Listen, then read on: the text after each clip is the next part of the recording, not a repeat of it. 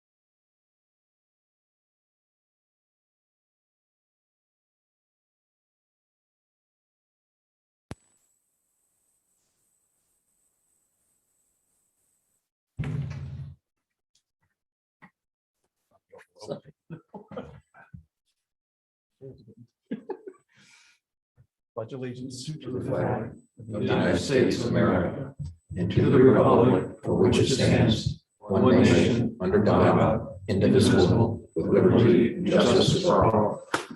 I think I'm so shocked. All right. Good evening. So we're going to start off tonight with a quick public hearing on the general assistance ordinance amendments. Matt, is there anything to add to this? Yeah, I can give a brief summary. The general assistance ordinance is one of three ordinances that boards of selectmen can pass without a special town meeting. Cable TV and traffic and parking are the other, but you need a public hearing to pass it. And in this particular case, though, the state provides the ordinance that towns and cities have to pass.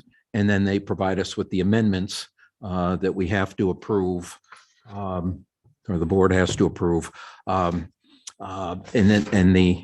gave you a little cheat sheet on the changes that Cheryl put together. It shows the current and then the new maximums. And those are specifically for Lincoln County.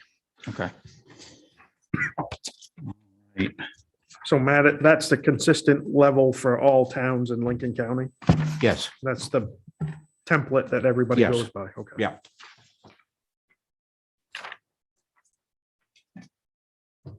And the action that you're requested to take is to adopt appendices A through H.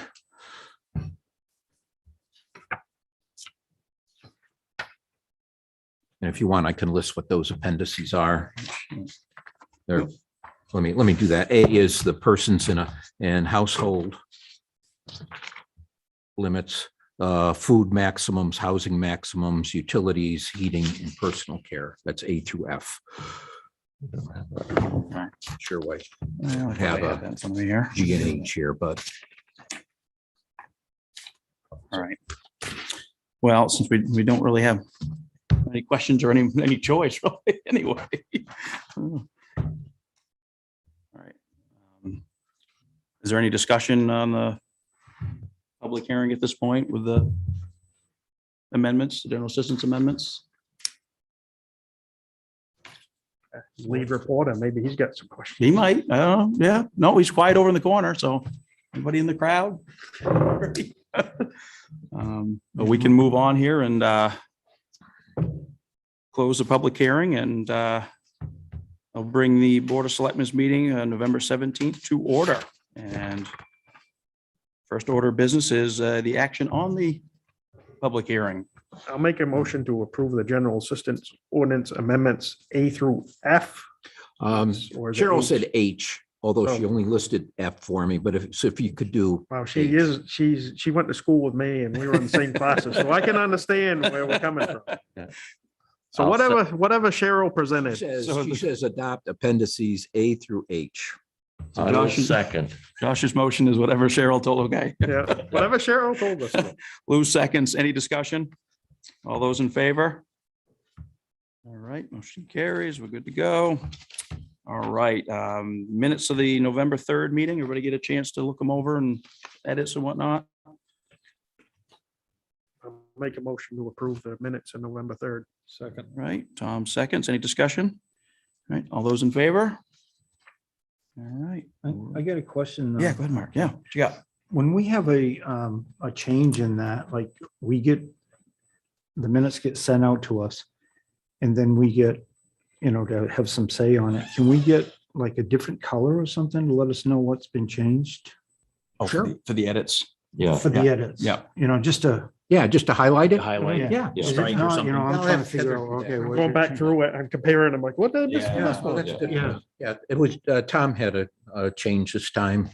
Yeah, It was it's just, it would make Right it on target. easier. Ah, it's all You Tom's don't fault need a again. strike or something in there. Gotta So, blame yeah, the new guy. Highlight the Keep change. apologizing to Heather. I keep changing it. Yeah, highlight the change. Got it. Keep us on his toes. Thank you. All right. All right, well, moving right along, financial reports, payroll warrant 23. I make a motion, we approve payroll warrant 23. Second. Mark, Lou seconds. Any discussion? All those in favor? Motion carries. We'll move on to AP 24. I'll make a motion on AP 24. I will second. Lou seconds. Any discussion? All those in favor? 3 opposed? 1. Mark, you abstain? All right, and then AP 25. That one. Yes, yep. I'm sitting this one out. I'm Okay, abstaining yeah, from that's this right. one. He's up for that one. So I'll make a motion on AP 25. Second. Tom seconds. Any discussion? All those in favor? 1 abstain, Josh? Yep. Okay, Josh abstains. That carries. All right. Let's just get our signatures here and we'll move this right along, guys. Oh, Mark. We have some presentations this evening. Yeah. It was just a second, guys. We'll stop shuffling papers around here for you. I can't sign it, I abstain because my brother's on it. Young lady. Well, I was wondering if we might do that too. Huh? Let's, Yours is gonna be a lot longer than yeah, ours. yeah. So, or we could make you wait like an hour or we may bump you up in the schedule. How's that sound? Yeah, so, yeah, good idea, Lou. Oh. So we're gonna, yeah, no, you guys are good. We're gonna shuffle things around a little bit and we have, Speaking to the mic, yeah, Todd. yeah.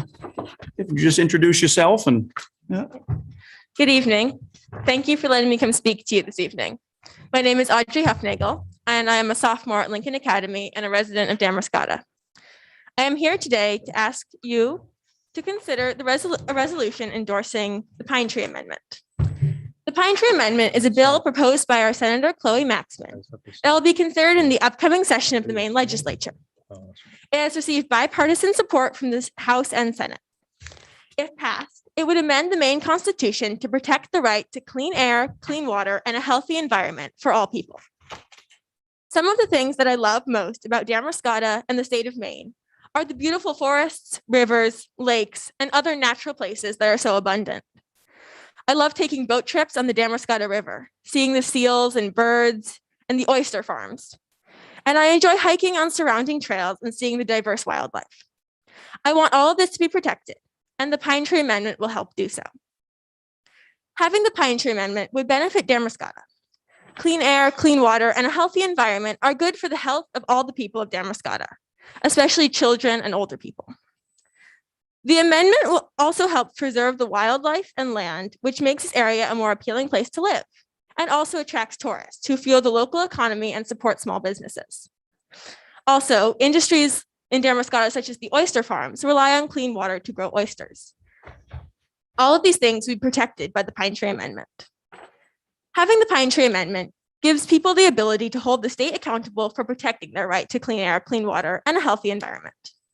It also means that lawmakers would have a constitutional obligation to consider this right when creating legislation. The states of Pennsylvania and Montana both have amendments like the Pine Tree Amendment that have been used successfully to protect the environment and stop environmentally harmful projects. I understand that the Damascotta Board of Selectmen does not usually consider endorsements such as this, but I believe that this bill is crucial to the future of our town and our state. 2 other municipalities, Brunswick and Camden, have passed similar resolutions. Voting in favor of this resolution would not bind the town of Damascotta to anything, but it would signal local support for this issue, which would help get the bill passed. Thank you for considering this request and for giving me the opportunity to come speak to you this evening. I'm happy to answer any questions. Audrey, thank you. Thank you. I got a question for you. You said that Brunswick and I think the other town similar. Camden. Camden, what, it was similar to this. What would be different? Well, it's just that it's a resolution that endorses the Pine Tree Amendment. Like the exact wording might be a little different just because of different ways that they would structure things like that. But it's the same thing that they're saying. They're endorsing the resolution. But yeah. Oh, yeah. Any questions for Audrey from the board at this point? No. Audrey, thank you for coming in. So I know that historically the board and the town, we've shied away from some of supporting some of the larger issues, because we try to focus, keep things focused locally, and some things can be hot button issues where, you don't always know where the support is there. So we try to kind of keep things to a Damascotta level as opposed to state or even federal, kind of stay out of what is it, the politics, so to speak. So we support your, we appreciate you coming in and support your passion involved in it. I think at this point, we can't speak out and support it because of those things there. Individually, I can't speak for the rest of the board members, but as a board, I think we've got to, we'll keep at an arm's distance anyway from anything, state related. So at this point, but we absolutely appreciate you coming in. Thank you. Thank you. So, Thank you. yeah, I would like to appreciate you coming in. I appreciate you coming in. And I have only one question for you. When you are old enough, are you going to run for governor or the House? I'll see. Yeah. She's got 2 more years of cross country, so Yeah. she can Well, decide on some of those yeah, fast runs she sure, has. Sure. Uh, We'll keep staying involved and keep, Yeah. it's Very good. It's Thank great. We like seeing younger folks come in. So thank you. Yeah. Thank you. And you're more than welcome to hang out. We've got hours and hours of DOT stuff here. So,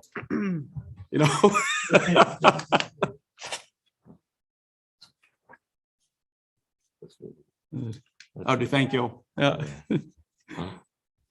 That's really great to see you and people. Yeah. This Yeah, is that's- get involved. Takes a Yeah. lot of courage to do that. Absolutely. Yeah. All right. So I guess we're all set for, we'll start another presentation here. I don't know if you guys need some setup time with Jeff, or you. You can go ahead and share your screen.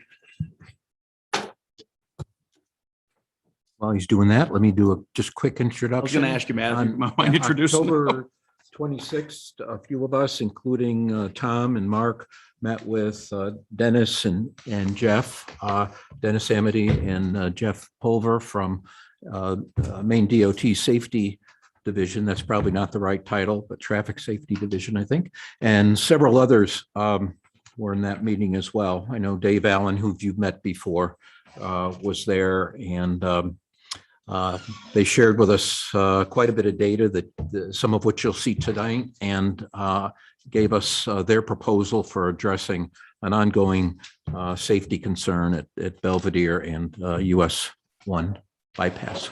So we'll turn it over to Dennis and Jeff. Thank you. Thank you, Matt. Thank you all for Yeah, thanks for having us coming. here. Like Matt said, we were here about 3 weeks ago. We gave this very similar presentation.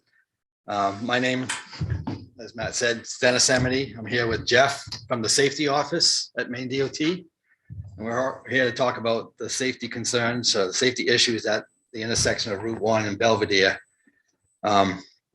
As you know,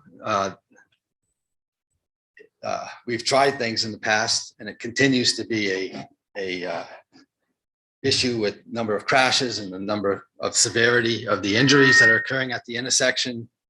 And as you gave out a presentation, we're going to highlight it. We're going to talk about the traffic. We're going to talk about the crashes, the crash history. We're going to look at different alternatives and how we came up with the different alternatives and how we came to our recommendation for a roundabout.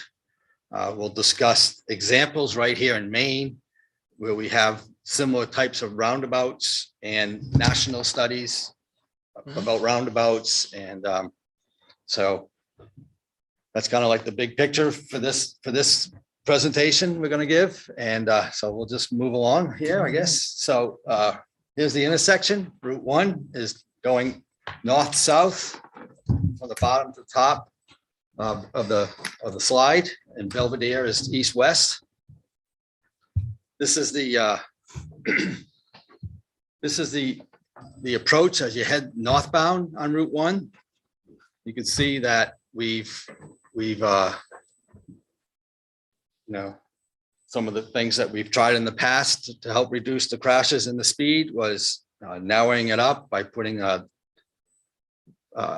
pavers, stamped pavement, painting it red. Yeah, brick pattern, I believe pavement. Yeah, and tough curb with vertical delineators, overhead beacons. This is looking northbound. This is approaching the intersection southbound. And there are delineators in both directions. That main line photo was from Google. We have some field photos from a month ago in the side road, but they did, obviously you guys know that they're both directions seasonally right now. This is Belvedere approaching the intersection heading westbound. You can see there's two stop signs. As like Jeff said, in the top left corner, that's looking north. You can see the vertical delineators and tough curb. Bottom left is looking south on Route 1. This is approaching the intersection heading eastbound on Belvedere.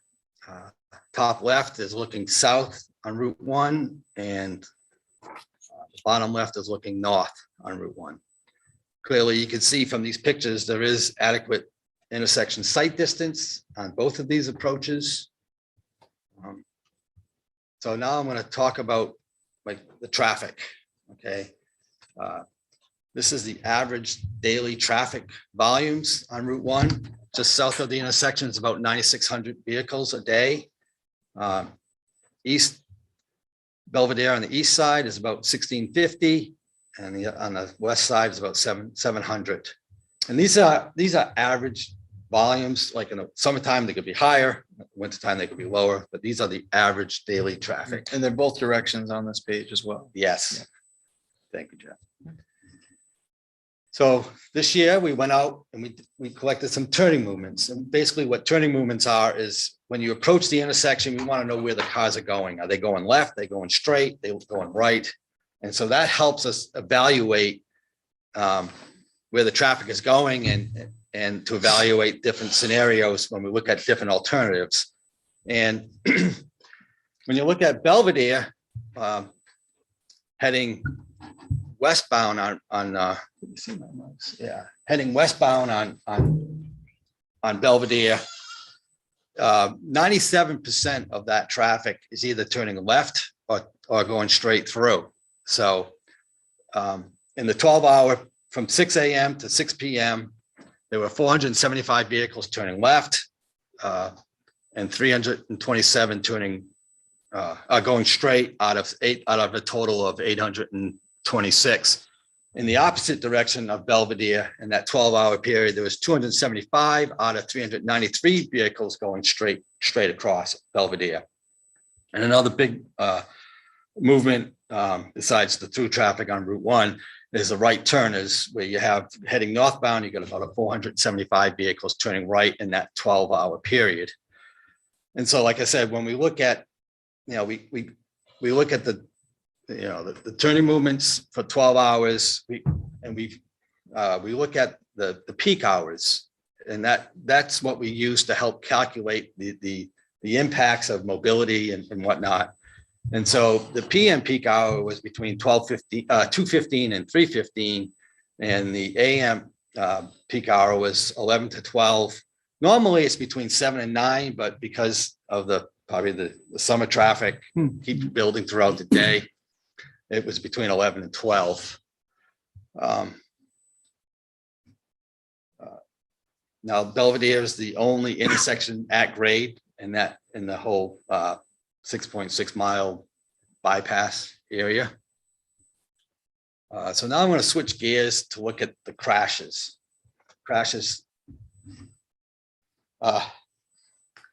So from 2016 to 2020, that 5-year period, there were 19 crashes. You can see that in the top shelf there. Now with the 19 crashes, you'll see that there's a K that stands for fatal. A is serious injury, B is minor injury, C is possible injury, and PD is property damage. 63% of these crashes, there was somebody involved with injuries. Now, typically on a 4-legged intersection, rural intersection, it's about 36%. Mhm. But that's statewide. In this location, we have 63%. Yeah, I'll say about the the KAB at the top. These are based on what are entered in the police reports. And sometimes if something happens later on, it doesn't get changed. So the police chief was here at our last meeting and he mentioned that one of those severe injuries ended up being fatal about 3 weeks after. So that's just one thing to note there. On the, thanks, Jeff. And the bottom right, this is a 10-year history from 2011 to 2020. There were 29 crashes. The high years was 2020 with 5 and 5 also in 2016. And you'll see that when looking at the months on way over to the right, on a monthly basis, the highest month was October with 6, followed by 5 in August. The last picture on the left is what we could call a crash diagram. And a crash diagram, looks at the crashes just before they got, what direction was it coming from, what type of crash it is. As you can see, a lot of these crashes are angle crashes. And these are the types of crashes that you have a lot of severity, a lot of injuries with angle type crashes, especially at 55 miles an hour. And I'll go into a little bit more detail with this slide here. You'll see the letters next to the arrows, and the arrows are showing the vehicles where they're coming from and where they strike. Okay, and you'll see that like in this one here, there's 2 A's in that crash, and that vehicle was turning left out of Belvedere and going southbound on Route 1. So the blue block, so you can see all the injuries in the last 5 years in these crashes. The blue boxes represent angle crashes involving vehicles either going straight across Belvedere or turning left from Belvedere. And you can see that 13 out of the 19 are highlighted in blue. The red boxes represent the vehicles on Route 1 turning left into Belvedere. So you can see like on this example here, that it's going northbound, they're turning left and they get struck by a southbound vehicle. And we didn't point it out in the turning movement count, but there's not a whole lot of those lefts throughout the whole day. It's just a couple in each direction from the main line during the peak hours. It's much lower than the crossing traffic movements. And one other thing I wanted to note is that this doesn't show any of the crashes from 2021 yet. Yeah. Last time we checked, which was before the last meeting, there was 3 crashes this year. One of those was a B injury, which is the 3rd level, the minor injury. I think that was a southbound rear end type of crash. So, you may ask, how did this project, how do we even come with this? How do we decide to look at this intersection? Well, we do a networks, look at the whole state, throughout the whole state. Where do we see crashes more than what we expect? And we use all these different measurements. I'm not going to bog you down into the details, but one of those measurements is considered a high crash location.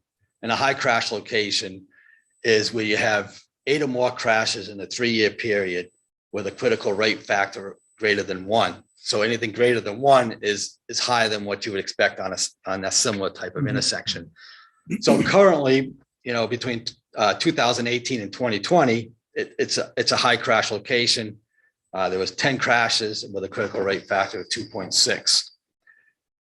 Since 2007, it's been a high crash location 8 times during this time period, and you can see the numbers here. Just for reference, I think there's normally about 1,200 high crash locations in the state. So that's why Dennis mentioned the other network screening to look, because you need to narrow those down in some way. I think about 400 of those, roughly 400 to 500, are typically intersections. But this doesn't get into the severity. This is just total crashes and the crash frequency. So we have other ways of looking closer than that too. It's the severity stuff, and Wow.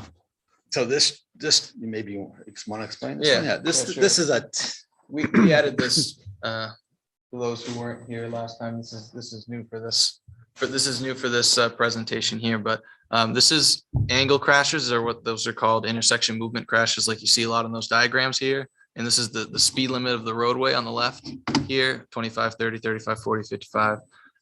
And this is the percentage of those crashes that lead to injuries, which you can see goes up for every 5 miles per hour. This is the percentage of those crashes that leads to a fatal or severe injury, which again goes up every 5 miles an hour. And then this is a combination of fatal, severe injury, and minor injury. So all of those lead to, the faster the roadway, faster, the more likely you are to have injuries. So you're almost 50% on a 55-mile-an-hour intersection. And you notice what our safety office focuses on the most. One of our federal highway directives is to lower fatal and severe injuries. And you can see, compared to a 25-mile-per-hour intersection, a typical 55-mile-an-hour intersection has 6 or 7 times more likely to lead to a fatal or severe injury. So that's one of the reasons we're here. And this Damascotta intersection of Belvedere and Route 1, it actually has, I think, slightly higher rates than each of these. It's, as Dennis mentioned, a 63% injury, which is even higher than a typical 55.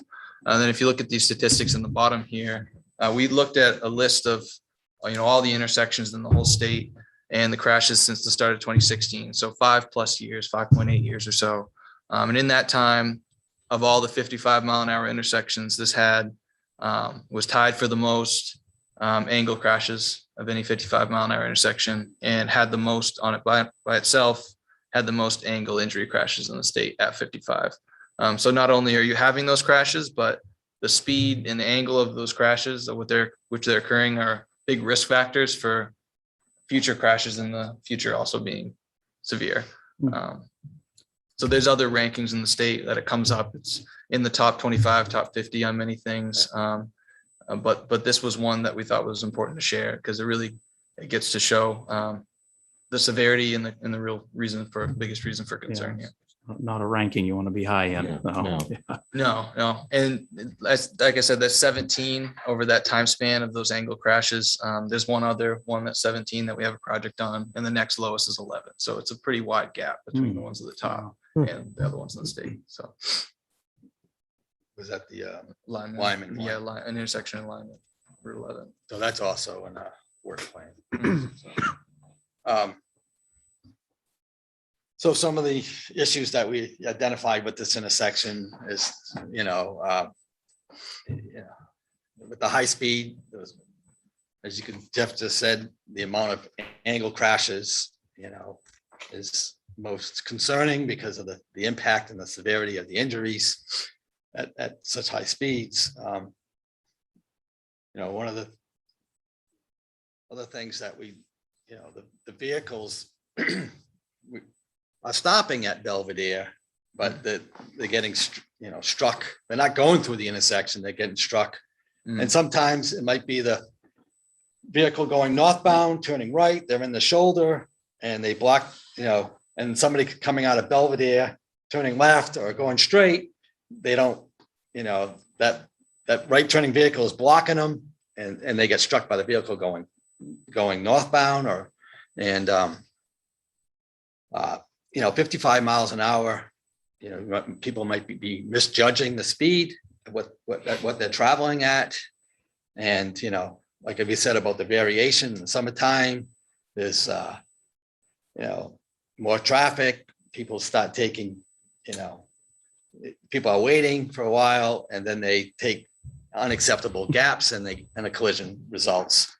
And one thing, when Jeff and I were looking at this, it's like, there's all kinds of sight distance, and what else could be going on here? And so we looked at, given that, we know when the crash, what the date was, what the time was, and we noticed there's a lot of trees along Route 1. And we look at that, there's a program you could calculate how much shadow is on the roadway.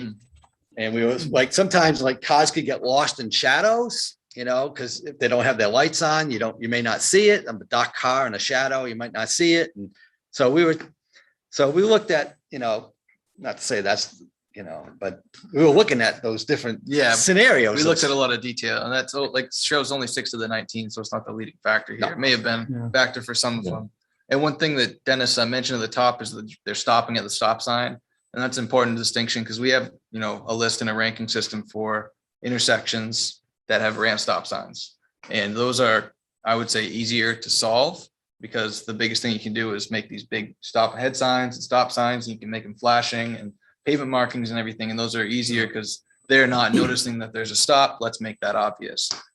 It's harder here when people are stopping and then they get to the point where we have to make the decision to pull out, and somewhere along there is an error that makes those are harder to figure out. And they have already put up the double stop signs and whatnot.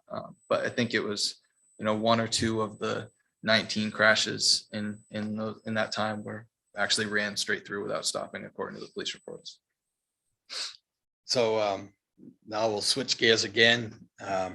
Jeff will start talking about the alternatives and what he looks at for different alternatives. Yeah, sure. So we looked at this intersection, and this has been looked at many times by DOT and the safety office. It was, you know, briefly brought up a few years ago, and then you go back a few years before and you see a similar type of analysis. But nobody had really done a full analysis at this point, trying to maintain the mobility of the roadway. So one thing we looked at was we looked at 4 alternatives really here that we looked at fairly detailed. And we have the safety benefit. There's a way to calculate the safety benefit, which is essentially the reduction in crashes and crash severity over a 10 or 20-year period. And then there's a mobility benefit, which deals with the loss of time and delay and travel distance for user cost. And then there's the estimated cost of the projects, which at this point that we did this, it was relatively lower. We've narrowed down the roundabout a little more since the last meeting. But yeah, we put in a cost and we did a kind of a sort of combined cost benefit analysis. Federal highway requirements for our safety office money, it's mostly federal money, and we have to meet a benefit cost criteria to even get a project. So it helps make sure that the tax money is being used in a good way. So everything has to meet a 1-to-1 ratio, and then we rank our projects that we put forward by benefit cost as one of the bigger ways that they're become projects. Damascotta is competing with safety funds for, other towns, and we have to have a standard methodology of how we determine the safety benefit, the cost. Yep. So those are alternatives, as mentioned here. We'll show more, but we looked at a traffic signal here. We looked at something that had a median through the intersection and then kind of turn around jug handles, which would cut off cross traffic, but allow them to turn around up the road. We looked at a right in, right out only option, and then kind of forcing traffic to find another way around. We looked at the mobility and travel time impacts of that option. And we looked at a roundabout at this intersection. So this is the traffic signal. We didn't actually get a full design for this. So this is a screenshot of our traffic analysis software, which we run a simulation. You see the cars on there. It shows everybody driving through according to the turning movement count that was collected in the field. And it models the delays and the queue lengths, how far the cars back up. So we did look at a traffic signal here with left turn lanes and with a right turn lane northbound because of that high movement. We looked at the safety benefit and everything for that. We'll show the results in a little bit. This is the alternative we looked at, median with jug handles. We have another slide that's zoomed in more, but this just shows the full length of it. It's actually a pretty massive distance that it covers. It's really quite far. I think it's 1,400 feet, 1,700 feet from start to finish where those islands are. So it would be a quite expensive project, but as you zoom in, you see basically if you were to come from the Belvedere extension from Route 1B and you wanted to turn left south towards Newcastle, you'd come up here, you'd have 1 lane of traffic to deal with at a time. Then you pull out, switch lanes, turn around up here, and then wait for a gap and then merge and go that way. This is one thing that's been done nationally.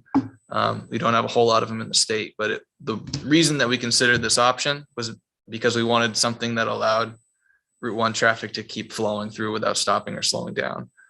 So we did look at this alternative as well.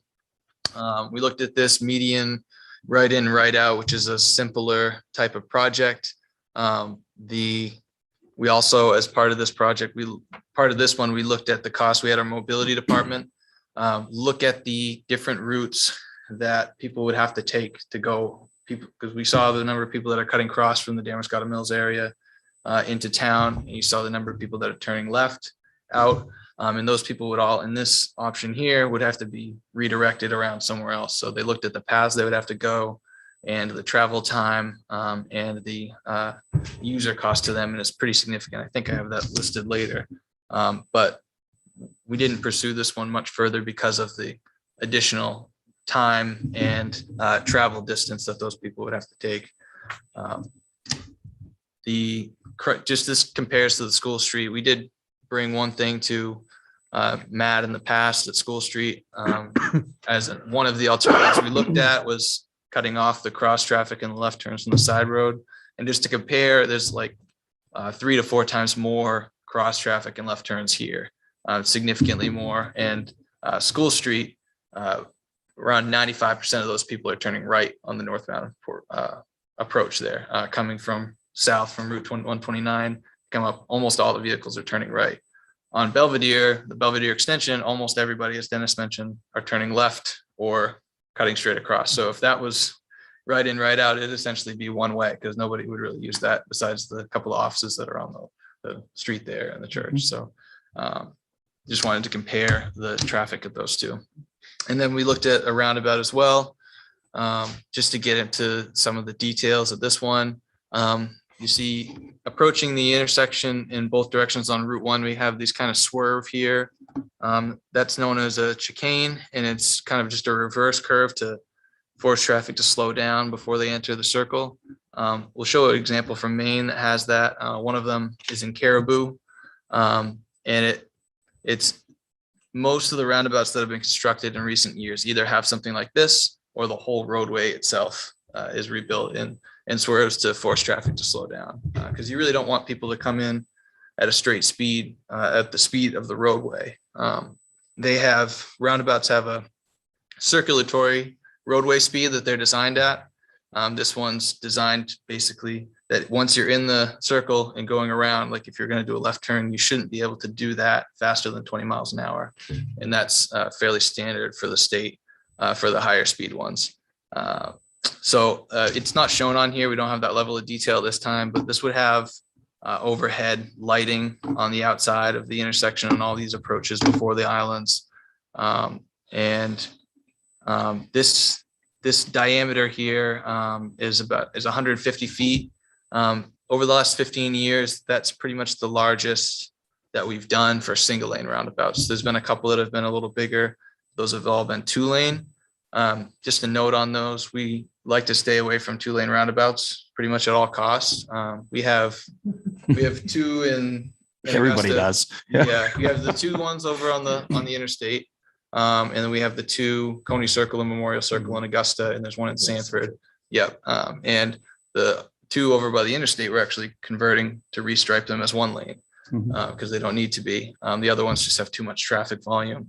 But what we noticed, our mobility, our transportation analysis expert looked at those, and those are actually crashes are just increasing over time at 2-lane roundabouts. So they don't seem to be getting any better as people figure it out. It just keeps getting higher. So we stay away from those because they can be kind of a mess. People don't really seem to understand them very well. Whereas the single lane roundabouts crashes usually reduce significantly when you install them. Another couple of things to point out, this kind of reddish pink here, it could be this color, it could be gray. This is a center truck apron. So we modeled this with tractor trailer trucks to be able to make the turn left in every direction or do a U-turn or basically drive around in a circle without hitting this, grassed area in the middle. I don't show any vegetation in there. A lot of time they put small bushes and stuff so that you can't see through the intersection. So you're coming to a roundabout. But yeah, those truck aprons are provided so that the trucks can make those turns, but you don't have a 30-40 foot wide pavement where people can move all around like that. You also have down here in the bottom right corner of the screen, in the top left corner, those are other truck aprons for those turns for the same type of reason. there's slightly acute angle, slightly less than 90 degrees. And because of that, the back of the trailers for the tractor trailer trucks would swipe over the curb, the normal curb. So they need that extra truck apron curb and concrete to get through. And if you don't have those there, it becomes kind of a wide open, a little bit mess of pavement where people could try to go through two at once, or go through at a weird angle. That's not the right way to enter it. So that's why those are added. And it's fairly frequent that those are installed. There's one in West Gardner that we're going to show that has two on the outside as well. And the chicanes are about 250. Yeah, these ones that we laid out in this concept plan are about 250 feet. There's an example of one in Caribou that we're going to show that's shorter, about 200 feet, but this one's 5 miles an hour faster on the existing roadway. So it's a concept plan. We ran through pretty detailed analysis of it, but it would get way more detailed throughout a real design as it goes on. You have a single lane one in Wyndham too. Yep. You have one, isn't Booth? Yep. Single lane. The closest one to here is Booth Bay. That was done a couple of years ago. Yeah, we have is it 28 or so, 27 roundabouts in the state, and those are modern roundabouts, modern single lane roundabouts. How has the experience been with those? We'll show you it's that. good. We have some before and after statistics, but especially the ones that have been done recently. Yeah. Some of them have been very successful. One that's not too far from here is West Gardner, exit 103. That was done in 2015, and we have the before and after data on that. But that was also a 50-mile-an-hour roadway. And there's one in Caribou it's older. It's around 2004, but that was also 50 miles per hour through there, or approaching kind of there as the area that slowed down, kind of similar to this. Yeah, we've had some good success. We have the full main. We'll show that after this, but this is the alternative analysis. A lot of numbers on the screen, but essentially this is safety, mobility, combined benefit. The median right in, right out. This has a big negative benefit here. That is because of the additional travel time and user costs to the travel time and distance to go around, either coming westbound, going all the way up to that intersection of Route 1 being Route 1, or finding another way to get to where they're going from the north. That's over a 10-year span. We also looked at briefly if we did a roundabout up at the other intersection, what that would look like. And this would be a similar type of user cost. And over 10 years, it's actually like a negative $4.6 million user cost. That's the cost of time and distance that they would travel. That's how it's quantified. And there's some other challenges to that one, as if you did one up there. Like once you start to incorporate all the lefts of that other intersection, you start to need to look at a 2-lane roundabout, which we just said we'd like to avoid. So that's one thing that sticks out here. But the right in, right out, the jug handles, because of the length of the project and those jug handles that we laid out are actually pretty close to 75 feet off the edge of the roadway. So substantial impacts, potential environmental impacts and stuff. But that actually adds up to quite a bit of cost. We didn't do a complete detailed cost estimate of that, but we looked at a couple of other ones that were done. There was one in Auburn that was a little more urban, but it was $3.5 million. So it's almost as much as a roundabout without the same level of safety benefit. The safety benefits here are this column, and that's basically a estimated projected reduction in crash costs over a 10 or 20-year period, depending on the size of the project. And you can see that the roundabout has the highest safety benefit by quite a bit. This bottom table down here, this basically says, okay, you have a safety benefit, and if you spend the extra money to go up from one to the other, there's still a benefit. So this bottom thing at the bottom of the screen here, you would spend an additional approximately, from our estimate, 1.9 million to go from a signal to a roundabout, but there would be more benefit than that cost. The benefit to increase from the signal to the roundabout outweighs the cost, and that's what that analysis at the bottom of the screen wins, and that's part of the reason why we selected that. We'll go over some pros and cons. We had some people internally that were concerned with the signal, the speed, and whatnot, and how that would work here. But this is part of the reason that we can justify putting in a roundabout, because there is the net benefit is there to do it. So you asked about the roundabouts in Maine. This is the modern roundabout. So this goes back to the late 90s, right? Early 2000s, when the first modern roundabouts were coming. I think 1998, maybe 96. For the ones that we have before and after data on, the total crashes on average have reduced 48%. Injury crashes are down almost 70%, and the crash costs are down 70%. We have some examples that have been done recently that will show that are even better than that, but that is on average. This is an aggregate of all the 27 Combined. modern roundabouts. Mhm. So that's all the locations combined. That's in Maine, that's specific to Maine. These are national studies, and we wanted to show some national studies that were relatively similar to this type of location. So there was one study from 2020 that was done, 9 sites. This was just North Carolina, and they looked at rural 4-leg 55-mile-per-hour intersections with diameters the size of the roundabout similar to what we have here. We were showing 150 feet. It could change slightly in further design, but very similar type of intersections. On average, they saw over 40% reduction in crashes and almost 80% reduction in injury crashes. There's a 2012 study that was had a number of states at the bottom: Kansas, Maryland, Minnesota, Oregon, Washington, Wisconsin. More sites than that, and it's not quite as specific to what we're looking at, but it's high speed rural 4-leg roundabouts installing single lane, and they actually saw even more a higher reduction in crashes, a higher reduction in injury crashes. So that's encouraging. And this is that one of those specific examples in Caribou. So this was converted in 2004, I believe, or 2005. No, it was 2007. Yeah, it's 2007. So as we have the before data, and this is the similar chicanes with the reverse curves coming in. These are actually shorter than the ones we've shown on the concept plan. But you can see this high lighting all the way around. You can see the overhead. You see the truck apron in the center as well. And just north of this intersection, around where my mouse is here, that it's about 50 miles per hour, and it lowers rate as this intersection. I believe as part of the project, they lowered the speed limit through the roundabout. This is. You want to go over the numbers? Oh, yeah, sure. Yeah. So this individually in 3 years before and after, they saw a 60% reduction in crashes, 84% reduction in injury crashes. And then the crash cost, which is kind of an aggregate of both crashes and their severity, it was 97% reduction. And that's because there was some fatal and severe injuries there before and after. The crashes were either really minor injuries, possible injuries, or mostly property damage. I have a question. Yeah. You're showing the addition of lighting.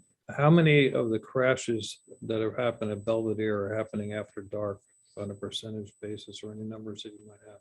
You have to know that off the top of your head. I don't think it's know. a small percentage, but Really? we can email that to you after. We have that data in the crash data from these. I didn't put it in. Yeah, here. we have it in this report that we developed, but we didn't add that in here.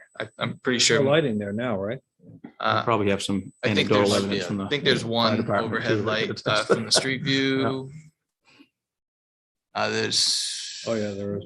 one light. So Yeah. it's Plus the flashing beacons. yeah. Plus, so this Okay. it's relatively standard for a rural intersection, but this would be much more at a roundabout, All right. as you could see. I couldn't see from the figures whether the most crashes are coming from people going from north to south Mhm. or from south to north.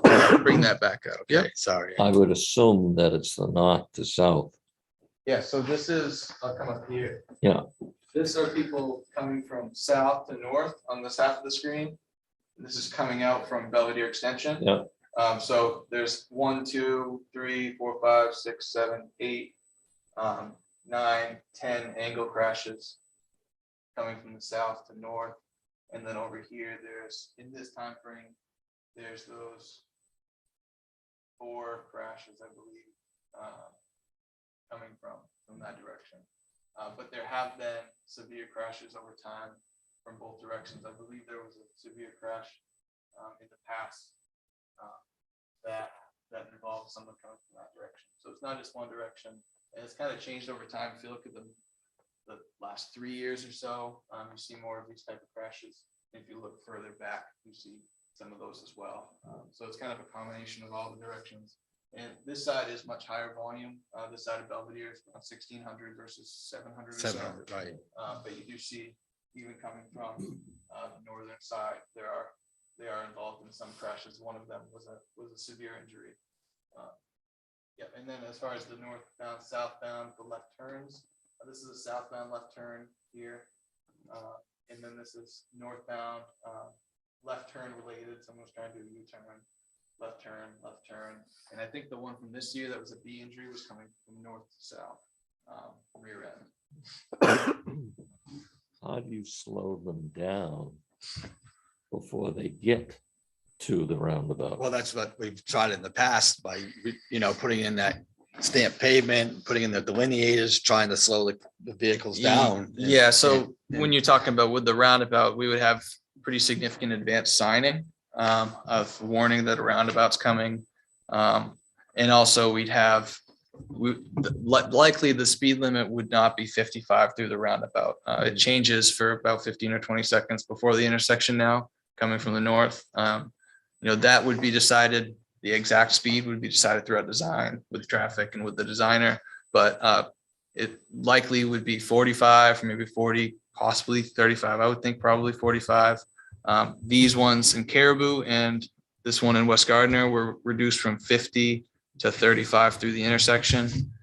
So you might see a 10, 15 mile an hour speed reduction. So there would be a speed limit, and then you'd have the actual physical horizontal and vertical, horizontal curves in the vertical curb here. So you have this curb where you basically physically can't drive much faster than 30 miles an hour through these curves. And then once you're actually in the intersection, because of the radius and the vertical elements of the curb on the left and on your right, they do an analysis that's the maximum possible speed when they do detailed roundabout designs. We didn't get to that at this point, but as you go through, they draw all the different paths that people could take and they make it as minimal as possible. So once you're actually at the intersection, it's easier, but that's why we felt the need to add these chicanes because of the high speed approaching to try to force people to slow down. Slow down. Yeah. Yeah, They're putting in barriers and putting in curves to change that behavior of the speed.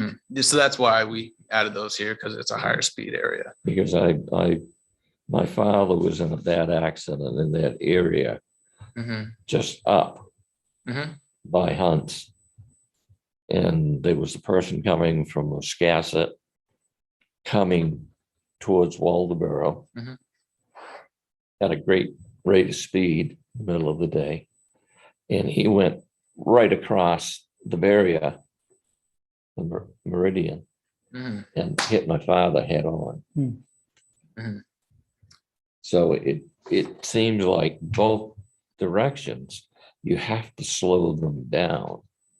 Yeah, so I think that there would be an actual speed limit reduction within a certain number of feet within the intersection, as well as the vertical elements. So, I didn't put it, there may be delineated posts on these, it may be too covered with signage, but you'd have those barriers. As far as, because of this amount of curb in the turns, and then as you can see in the center here, they have some small vegetation there. Yeah. In West Gardner, they planted, since then they've grown, there's bushes and signs in the middle that help you see that even at night that you're coming up to something. I think the statistic is that in all these modern roundabouts that we have, I think there's one fatal crash over that whole time period. And that was a medical issue. So it really wasn't related to a mistake by the driver. It was a medical issue that happened in the car, and they drove right straight into the intersection and died. So as far as the severity of crashes at the roundabouts, we've had a lot of success in Maine bringing those down. This one in Caribou, I think it had either fatal or multiple severe injuries right before. And this West Gardner location had 3 serious injuries in the 4 years before. So it was a lot. It was one of the most in the state. And since then, they've had very, very low severity. So to answer your question, they've been pretty successful with the signage and the curb slowing people down when approaching. So this is West Garden. I didn't really get into this one yet. But yeah, this one has those truck aprons on the outside here. It has the truck apron in the middle, and it has not a chicane, but you can see that they designed the whole road to do a horizontal curve approaching to slow people down before the intersection. It's a little hard to see it zoomed out here, but this road curves this way. And it is 50 miles an hour approaching this direction. There's a truck passing lane just to the right here, and it's 50 miles an hour west of the intersection right here as well. And yeah, this one saw in the 3 years before I just mentioned, it had many severe crashes, and after the 3 years after, there was no injuries. Significant reduction in severity and crashes here as well. So, you know, modern roundabouts is the lowest. We have statistics for all the different types of intersections we have. And it's the lowest percentage of injuries. I believe it's right around 15% injury compared to what we have here is over 60%, which means 85% of them, even the bad ones in Augusta, they're 85% roughly property damage crashes. Which, you know, you still don't like to see property damage, but it's much better than seeing injuries. Better than injury.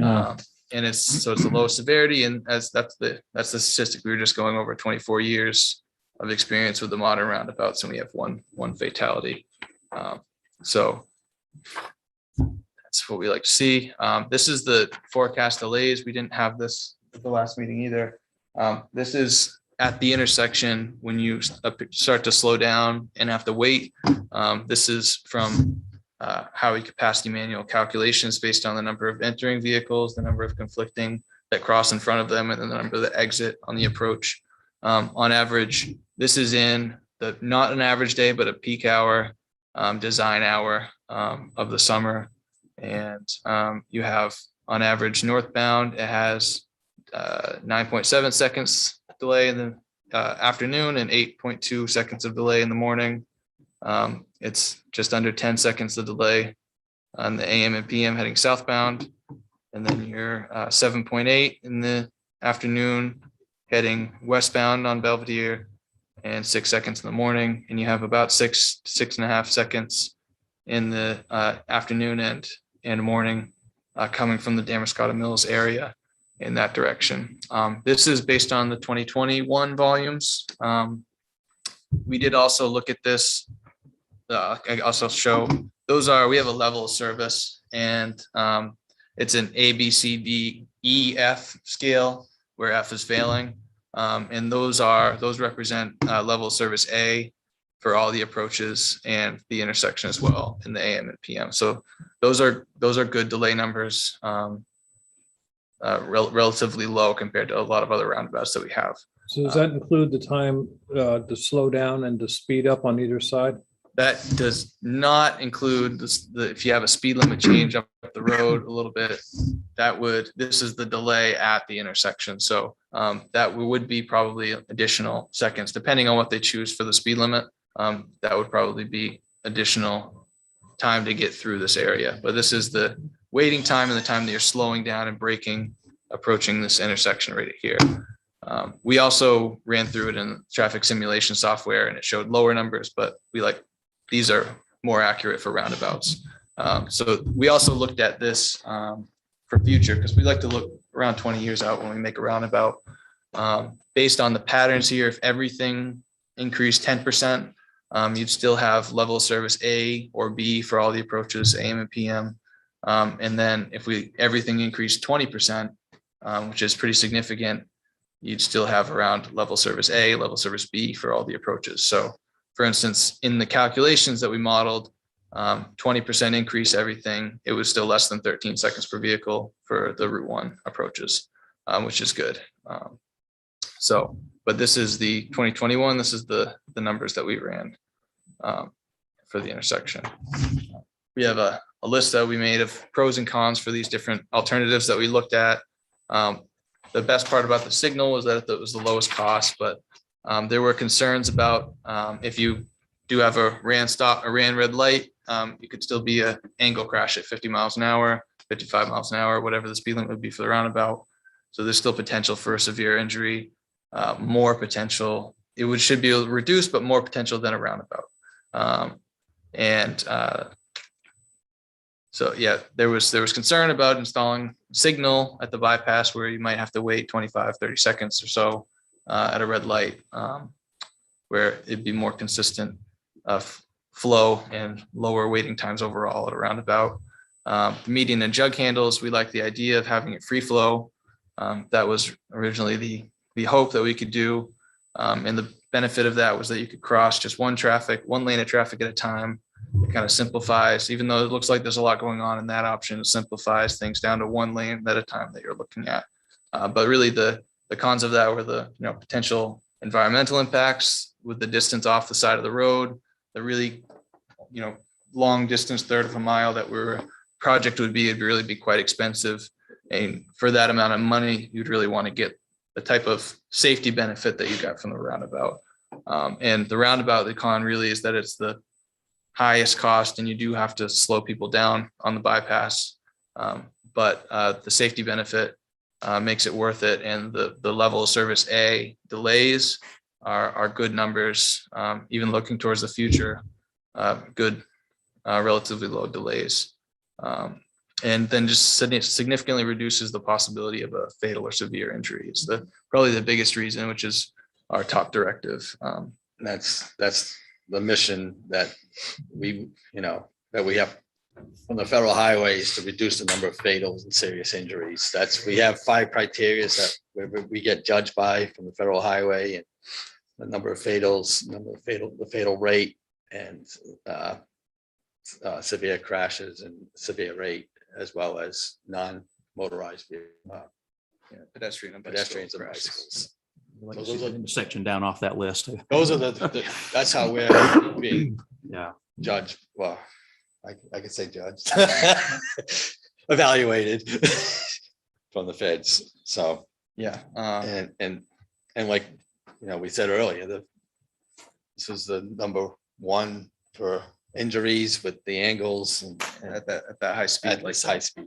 Yeah, and just for reference of the severe injuries that you see and the fatal injuries, over a 5-year span, we didn't have any locations that had 2 fatals. So chasing those one at a time is difficult, but when you see multiple severe injuries over a short period of time like that, it's concerning. And then when it happens at the speed, you can see more happening in the future, obviously feasibly. So Yeah, it'd be increasing. Yeah.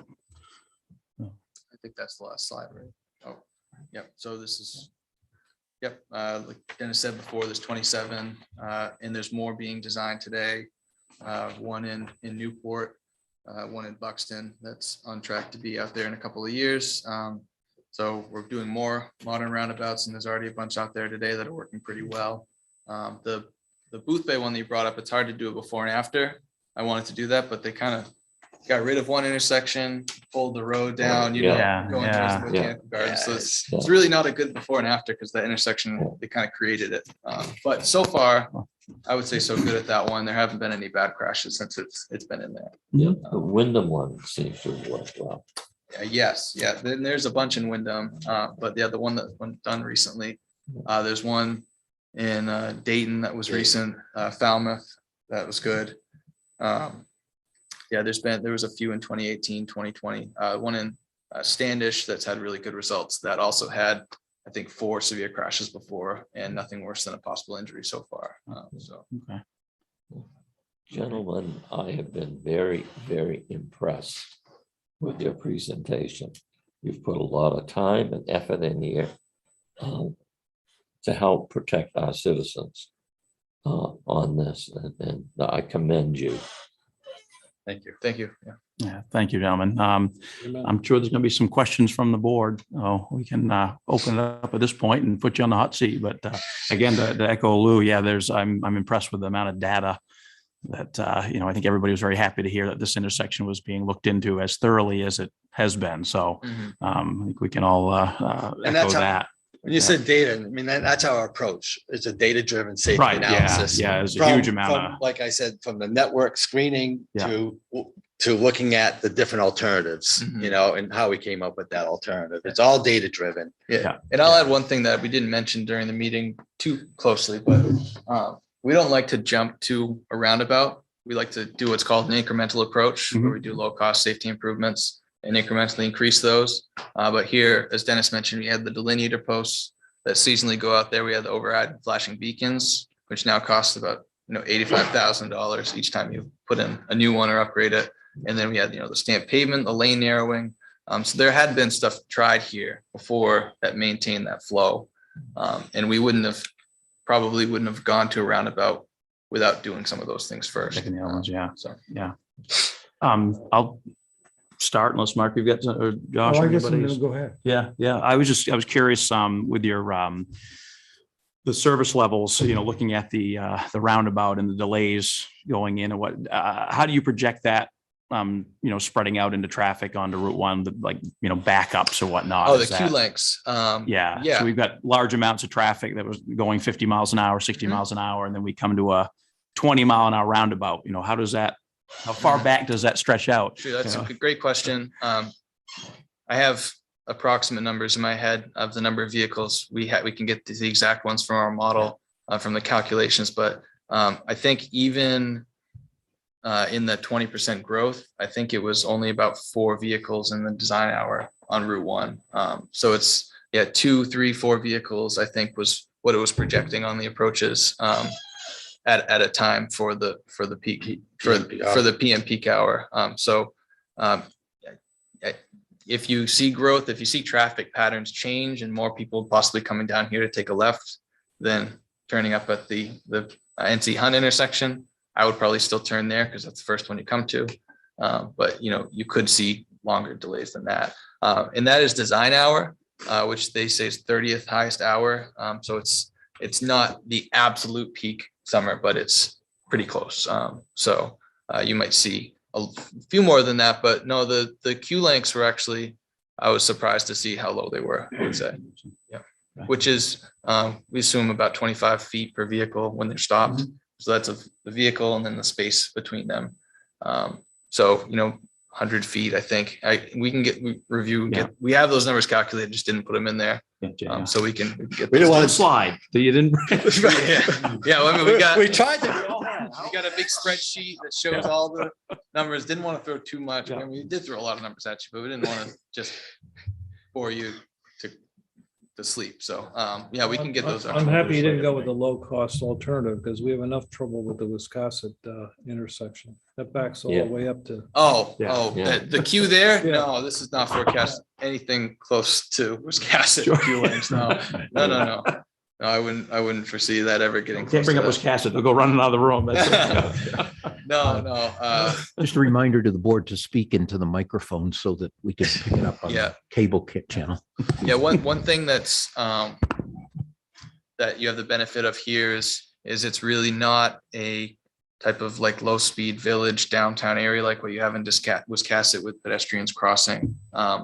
I don't have any pedestrians in this design because there's no sidewalks or anything. There might be some people walk out there once in a while, but that is one thing that keeps the cost of roundabouts down a little bit is when you don't have to do the pedestrian design when pedestrians aren't present. And it also sometimes that can add additional conflicts. You're looking left, you don't see pedestrians coming from the right. So that could help with a lot of the backups in Wiscasset related to people crossing the road. And that's kind of a unique situation in the state. I wouldn't say any of our other roundabouts have anything close to that type of delay.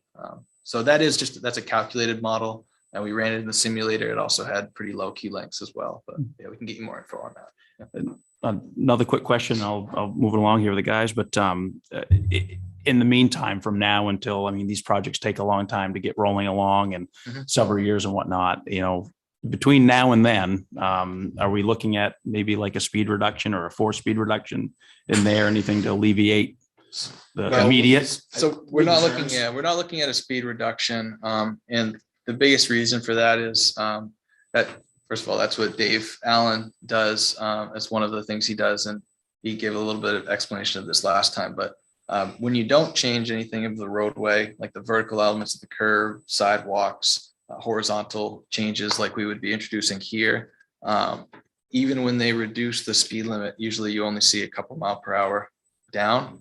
They did a study throughout the state at different towns where each region, I think, picked 2 locations and they dropped it either 5 or 10 miles an hour. And they saw on average, I think, a 1 mile per hour, or in some cases, insignificant Yeah. average speed and 85th percentile speed, which kind of they were experimenting of that they call artificially changing the speed limit without actually changing the road.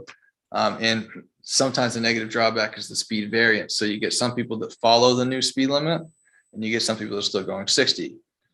So if we were to drop it to 45 without changing the road, it might be even harder to judge when to pull out because they yeah, think they're yeah. going 45, but they're really going 60. Yeah. So they're not proposing that, but from our discussion last time, Dave is going to cut down those delineator posts. I think he said to 30 inches from 42 that they are right now. So there was a couple of complaints of people having difficulty seeing Yeah. Over. through or over Over 'em, yeah. the delineator. So he said he's going to cut those down. And I think he's going to put for the northbound right turns, he's going to put request paint hatch markings to as much as possible discourage people from pulling onto that right, which in some cases blocks the sight distance coming out. Mhm. Yeah, he did look into possibly reducing the pavement there, but given the truck movement, turning movements, and the workforce in the short period of time, that didn't sound like that would be feasible in the period. But yeah, there are some other things that we're going to try out there. I think are those the 2 things? Is there more than that? I think that's what we discussed. Mhm. So just keep putting the delineated posts out there each year, but make them shorter so you don't, possibly cause other issues. But it's the intent of that was to slow people down. And also another idea of it is to try to give someone a little bit reference of how fast they're going because those delineators are all spaced equally. That's the idea behind it. But obviously there's still a lot of crashes here. So so that's the meantime and the time frame for this. You want to discuss that, Dennis? Yeah. We're putting together the 2024 work plan. Right now, we look at 3 years ahead, so right now we have this as a candidate safety project for the 2024 year. It's a candidate. It's gonna, we have to get, make sure the money's there. We have to make sure that, we get the federal approval and all that. We will know that, I think it's usually like in February or March as to what projects get selected. And this is a project that's, again, it's in the 24. And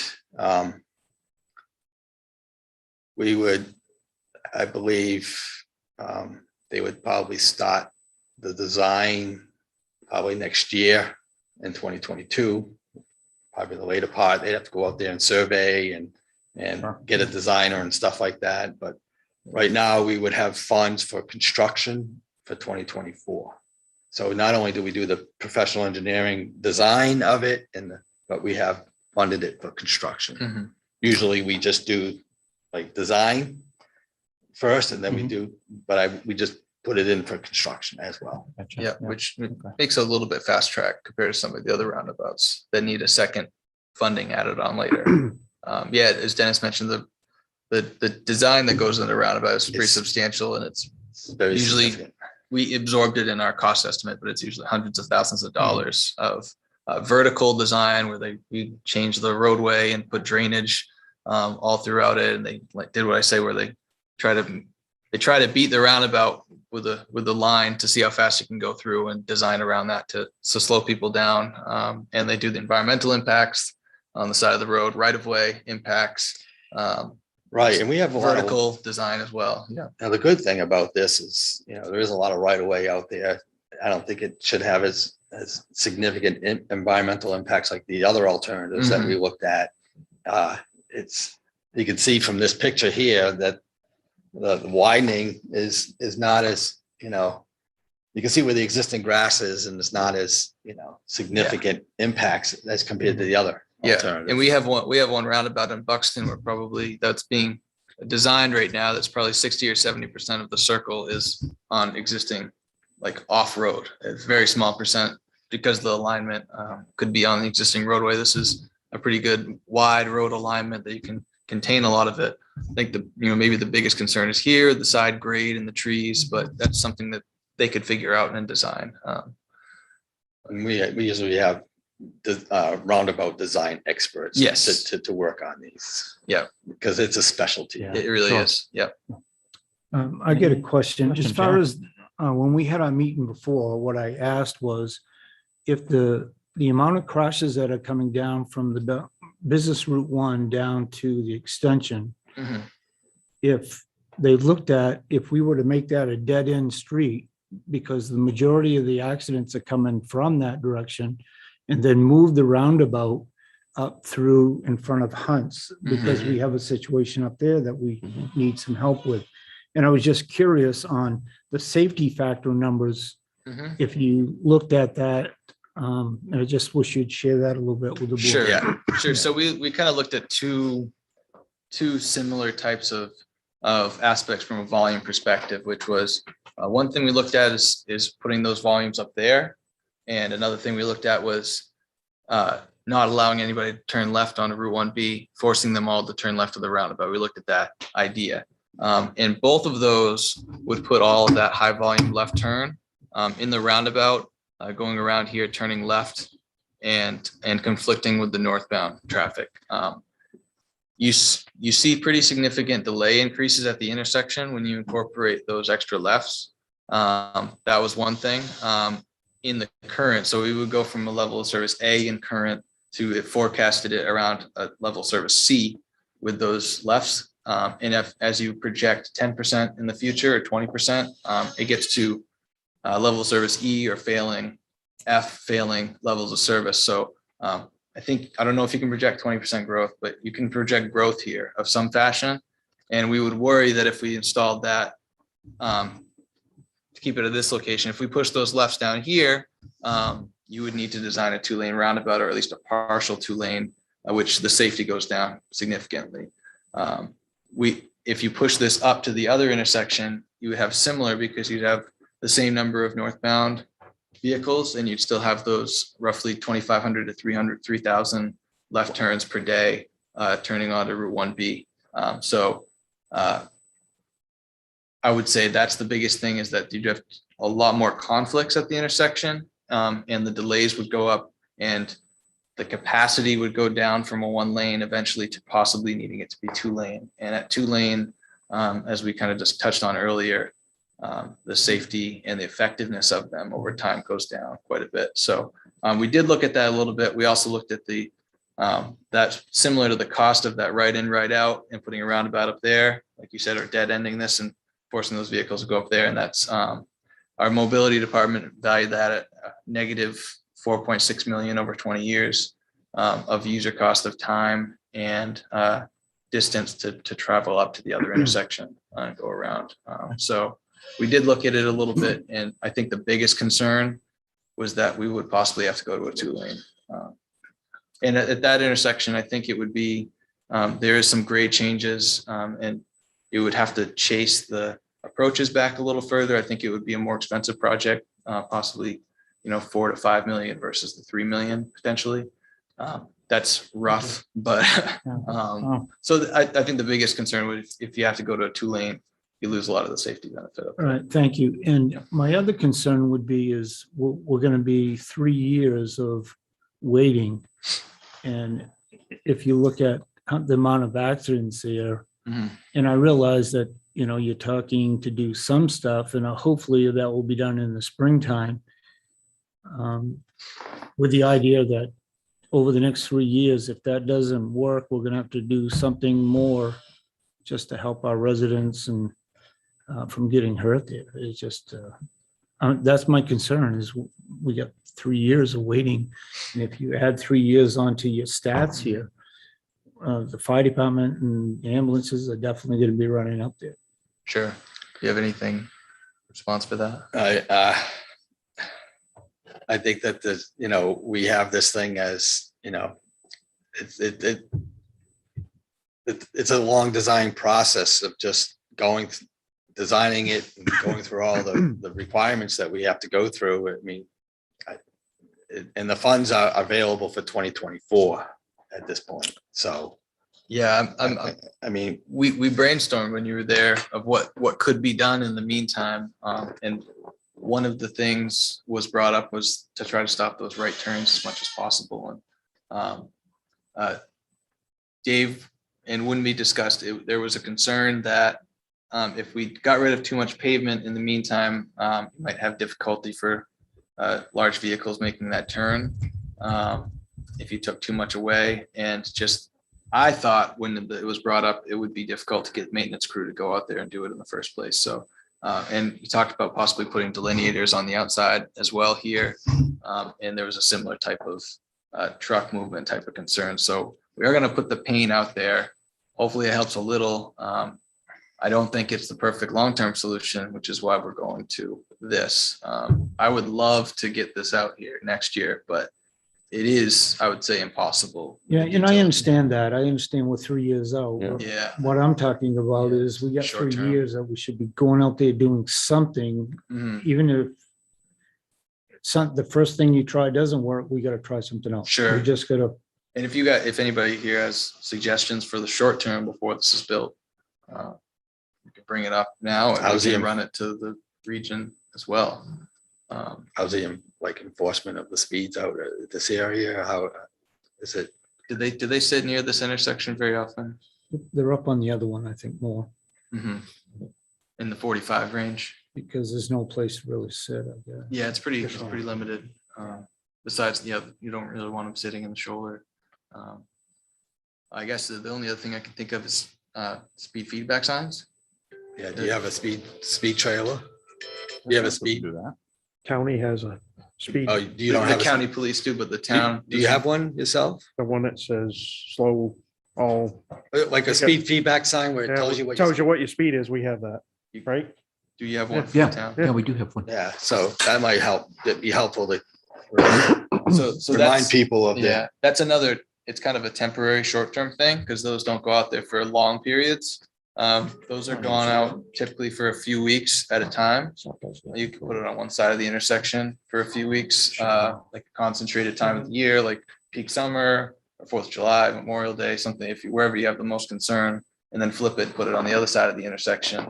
And that could potentially help, 4 to 6 weeks or whatever the rule is Well, exactly. I think we're looking at that August and October. Yeah. With the was high the Some things that success jumped and out, stuff so. like that, yeah. Yep. That's a reasonable idea, yeah, where the crashes have happened the most. So I So that's an know, idea I have. I know you've mentioned that dropping the speed limit with no changes does not work, but Mm, if you look at your numbers, the severity of the injuries, if you drop it to 45, your percentage goes but down. it's the, it's, Yeah, so I would say that those overall, the statistics throughout the state kind of show those are at, 45-mile-per-hour intersections, 50-mile-per-hour intersections, and 55-mile-per-hour intersections. And I would say overall, the region traffic engineers that have set those based on what the people are actually driving. And they've set it for the intersection. But you're here tonight telling us that there's an issue there with the severity of the crashes. And Sure. And with the drop in speed limit to 45 and with Mm-hmm. enhanced enforcement from our end on the police department, I think that might help make a difference as Mhm. well. well, even the enforcement at 55. I mean, Right. I've been through, I think what's great is when you put up these speed feedback signs and it says 55, underneath what it's supposed to, it's supposed to show what the speed limit is. And then when someone's traveling 65 through it or whatever, and then they know that they're speeding. And it's just, you have a police car up the road, hey, you were speeding. This wasn't, Yeah. I mean, not this, I mean, that's a real blatant, disregard to speed limits. You don't feel as bad pulling someone over if you just gave them their speed.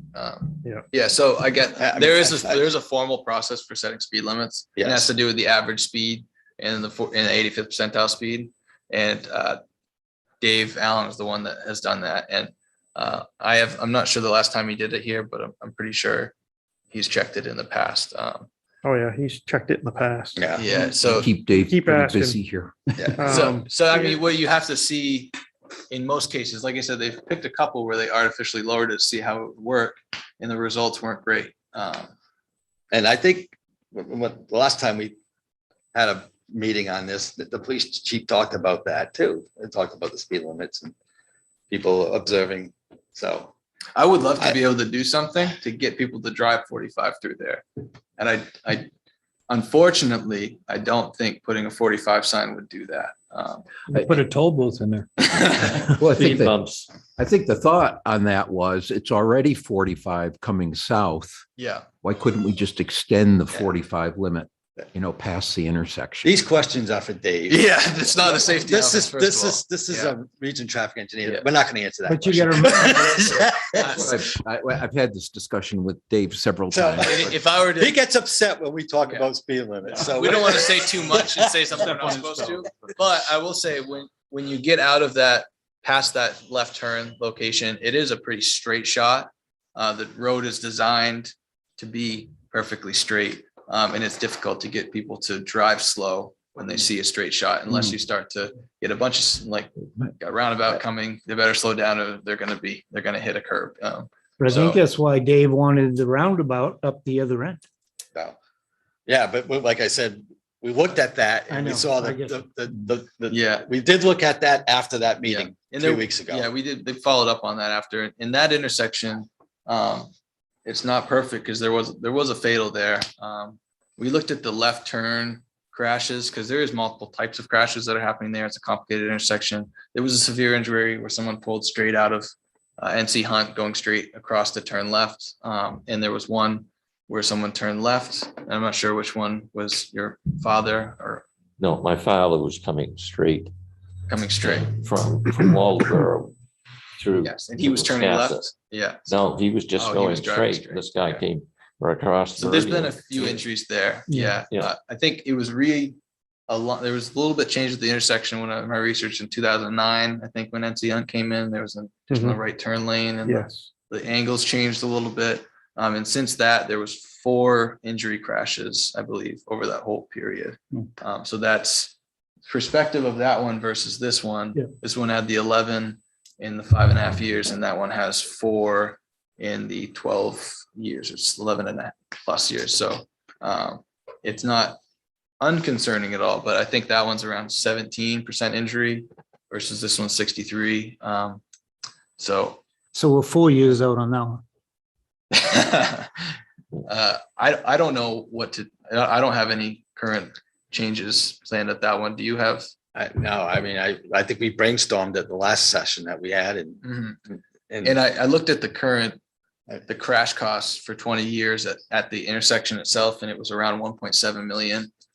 So if you try to put in a roundabout with the existing volumes there and the crashes, it wouldn't meet the benefit cost based on the crash history there. If you combined them, maybe, but then that's when you're getting into the 2-lane problem. So So, within the first year after you put a roundabout in, do you go back just to check to see what the property damage accidents within, Yeah, that's doing what- doing a new traffic pattern, what right, that's year 1 versus year 2? year 1 versus 2 versus 3. I don't know that we've done. Yeah. Ed has done yeah. first year, second year, third year, right? So- And continuous years since. Yeah, so we usually do 3 years before and after, and if we put in one, we usually do check. Like I said, there's one in 2020 that I've already checked a few times to see what's happening there. But yeah, those before and after data that we saw with the 48% reduction in those ones at those 2 locations, those were 3 years before and 3 years after. And I think Ed, has he done the first year, second year And individually? he's looked, like he said, the 3 years before, 3 years after, but he also looked at years even after the 3-year period. Full time distance. The whole times, yeah. And I So- think at least most of the examples we looked at, the first year is fairly similar to the second and third year. But I can't say that completely, but I know in those 3 years, on one of those locations, we had 0 injuries, so that would apply to the first year as well. It was a 2-lane roundabout where there was, a slight increase of increase of crashes over over time. the time. That was a Sanford one. Yeah, so we would Yeah. monitor this basically as soon as it comes in, up to the 3 years at least. And if things are going well, then that's a great sign. If we put it in and there were 8 crashes there in a year and it got worse, we would notice. Because it would come up in our screening and we would probably check up on it, especially since it's a safety project. So yeah, I mean, we would be there to check this, and then we would definitely do it before and after at some point with it. Now, another That's question, also a federal requirement. Yeah. Yeah, it is for our safety projects. another question I have is for bicycle traffic, because that road is quite traveled, you know, for Route 1 as well as coming off Belvedere for bicycles. Going up Up or to go- north on Belvedere too? Yeah. Okay. So how does that figure into your shoulders for your 18 wheelers? Does that give them enough room to navigate with a safety? So at this level of detail of the concept, I didn't draw any sort of bike lanes or anything like that. A lot of our roundabouts don't necessarily, there's a couple like one in Orono that had heavy bike traffic, that had a bike path that was designed all the way around that. So I guess if they had, if that was brought up as a real significant volume of bicycles, they might try to do something in full design for it. We definitely have the width to accommodate a vehicle and a bicycle, but I think what we would expect is that they'd operate as a vehicle and go through circulatory through the roundabout, unless they were to design something around. But I know that the width of the road that we had designed here, we have to have 16 feet minimum between curb and curb for plow trucks. I think I made it 17 or 18 when I drew it, just because of the curves. It could be a little difficult for the plow truck drivers. So there's definitely a lot of distance here, more than a vehicle width if they have to do an escape route between curbs, stuff like that. But yeah, the way that it's drawn right now, they would come through and kind of get in line with the cars and go through this way. That's something that they would have to look through further, definitely. And As you get into the design phase, that may be something you'd incorporate. there is keep in a- mind, yeah. it's real significant, then maybe they would try to do something further, bring them outside the roundabout, which would add some cost. But yeah, I guess that would be, And then also the Discussion. wider two could impact the speed of vehicles going through. oh, sure. I mean, if So- you make the lanes too much wider, yeah, like I said, I think it's typically lanes are on a high priority road like this. It's typically lane is about 12 feet. They're drawn a little wider than that here, but you have a lane plus 5 feet through there. So you have 17 or 18 feet through these chicanes here. Once you get to this end of this curve, they might add something, some sort of details, like this is a conceptual, very like 10% level design. They might add some sort of, if there's a significant bike merge, they might do some sort of signage or pavement marking for that. I think it's hard to tell at this point, but you know, there would be public meetings for that. So if those are something that are big concerns for the select board and people in the public, then that could probably be, those things could probably be addressed at during the design process for sure. Awesome. Yeah, and another question I have, traffic flow if an accident occurs, because the big thing is to always keep your traffic moving, especially if it's on a major thoroughfare. So say, because I'm one of the fire department members and we always have to try to keep the traffic moving. I don't know if that's a possibility under this design to try to keep flow for northbound and southbound. It all depends on where the crash occurs, but usually we can, under the current way it is, we can always have pretty much two-way traffic, Get out on the 10-foot or at least shoulder. one way. Yeah. Because if we do it here, have an accident here, both lanes pretty much get shut down. That's, it's a good question. There is, I can't remember the exact width through the roundabout. I think you have 18 feet between the truck apron curb and the outside of the lane. I know I've seen in the Augusta ones by the interstate, sometimes they go up on the truck apron, which is not great, but at least it's out of the lane itself. So there is a decent amount of width there, but there is obviously curb on the outside. You have more of an answer for that? No, I don't. I mean, you guys are the ones that come up with these ideas Sure. in here, and then I think us I and the mean, rest of us are out there getting screamed at, saying, you idiots, why you're blocking off the road, so. I would say the biggest benefit is that you wouldn't have quite as many devastating accidents with the amount of damage with the side impacts at high speeds and the angles. I would expect some property damage, maybe some possible injury type of things. a lot of those cases, the vehicle is not completely disabled, Right. so you could get out of the way in a lot of them. That's a good question for roundabouts in general. Yes, I, Um, I mean, Where- especially this is the main, This is this is Route One, Sure, you know, sure. that's a very good question. So- Just like that one in West Gardner, it's the same size roundabout that we're showing here, and we have, I-95 and 295 ramps coming in, and high priority roadways as well, coming through different directions of that one. So I know there's been a few crashes there, but there has been some. So it's a good question for, I guess, maintenance and police staffs of what they do in the roundabouts, because I don't have a great answer for what they Yeah, the do. reduction in crash would, Yeah, but it- negate that. but there's there- always gonna be there are one. But it's still gonna be, some. there's Yeah. still gonna be some. Yeah, even but if you had the one. or main something, but- focus is they want the traffic to flow. Yeah. They don't Right. want us to cut it off. I know the ones in Augusta, it's 2-lane, but those are the top two number of crashes, even though there's Mhm. 50, 60 per year at those Coney Circle and Memorial Circle. So those are the worst cases, and those are very low severity, Mhm. but they have 2 lanes, so they kind of push it out of the way. And the 2 lanes is part of the reason why there's so many crashes, but So, you know, we're very fortunate. We have people that tow truck operators in town, but we've also had accidents up there that Mhm. take 35 to 40 minutes to get one to come clear the vehicle out of the Sure. road. Yeah, So- we'll have to look into. Yeah, I'm not what- sure what the answer is for that. We'll have to look To into consider why, anyway, yeah. what they do when there's crashes where they can't move out of the location. Yeah, because we have some other ones that are on Route 1, like in Caribou is on Yeah, Route but they 1, Won't go that way. and some other ones that are on pretty high routes like Route 9 and stuff like that. And so there's mobility type of routes that they're on. I guess I haven't looked into that enough. So, Do some more homework. huh? Yeah. More data points. Thank you for that quick Yeah. question. No, it's a good point. I'm really glad you brought it yeah. up. Because I'm sure we'll be proposing more roundabouts in the future, and we'll have to consider that. So it's a good question.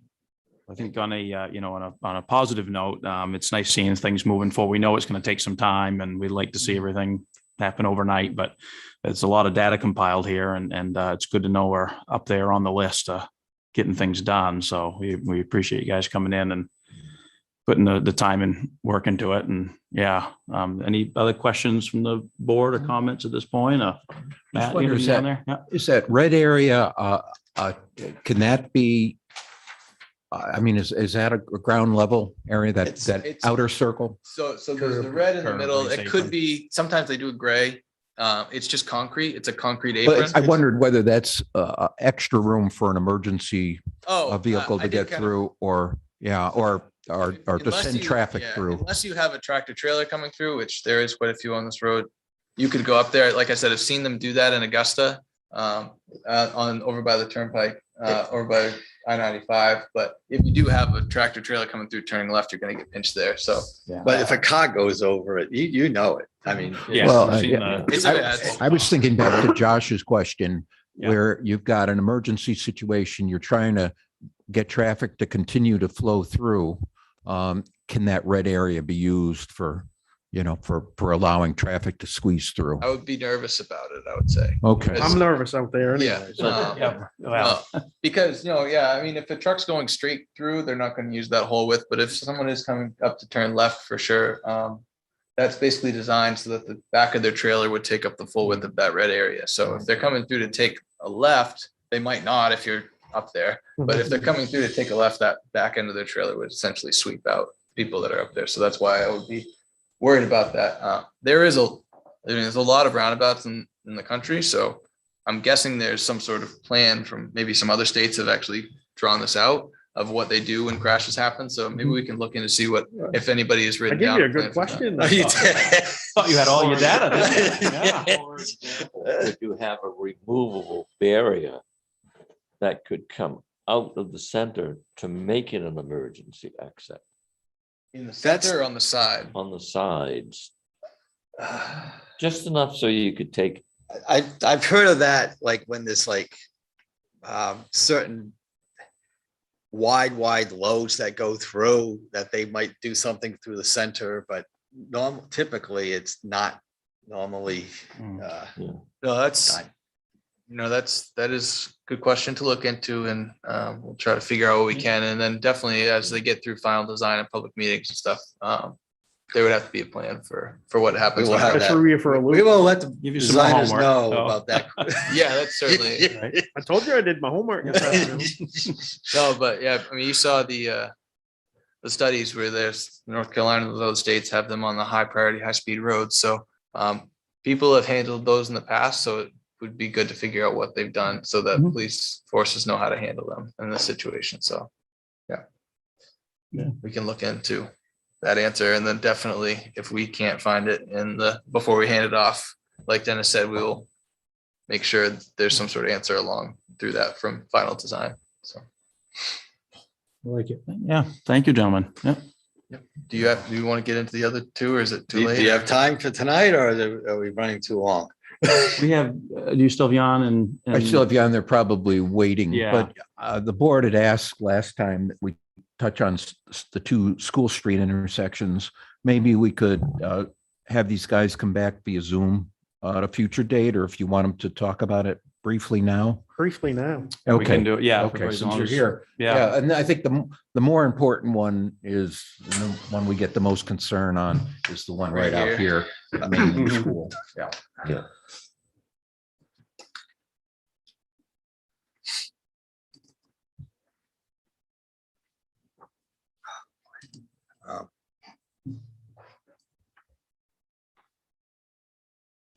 Have you seen?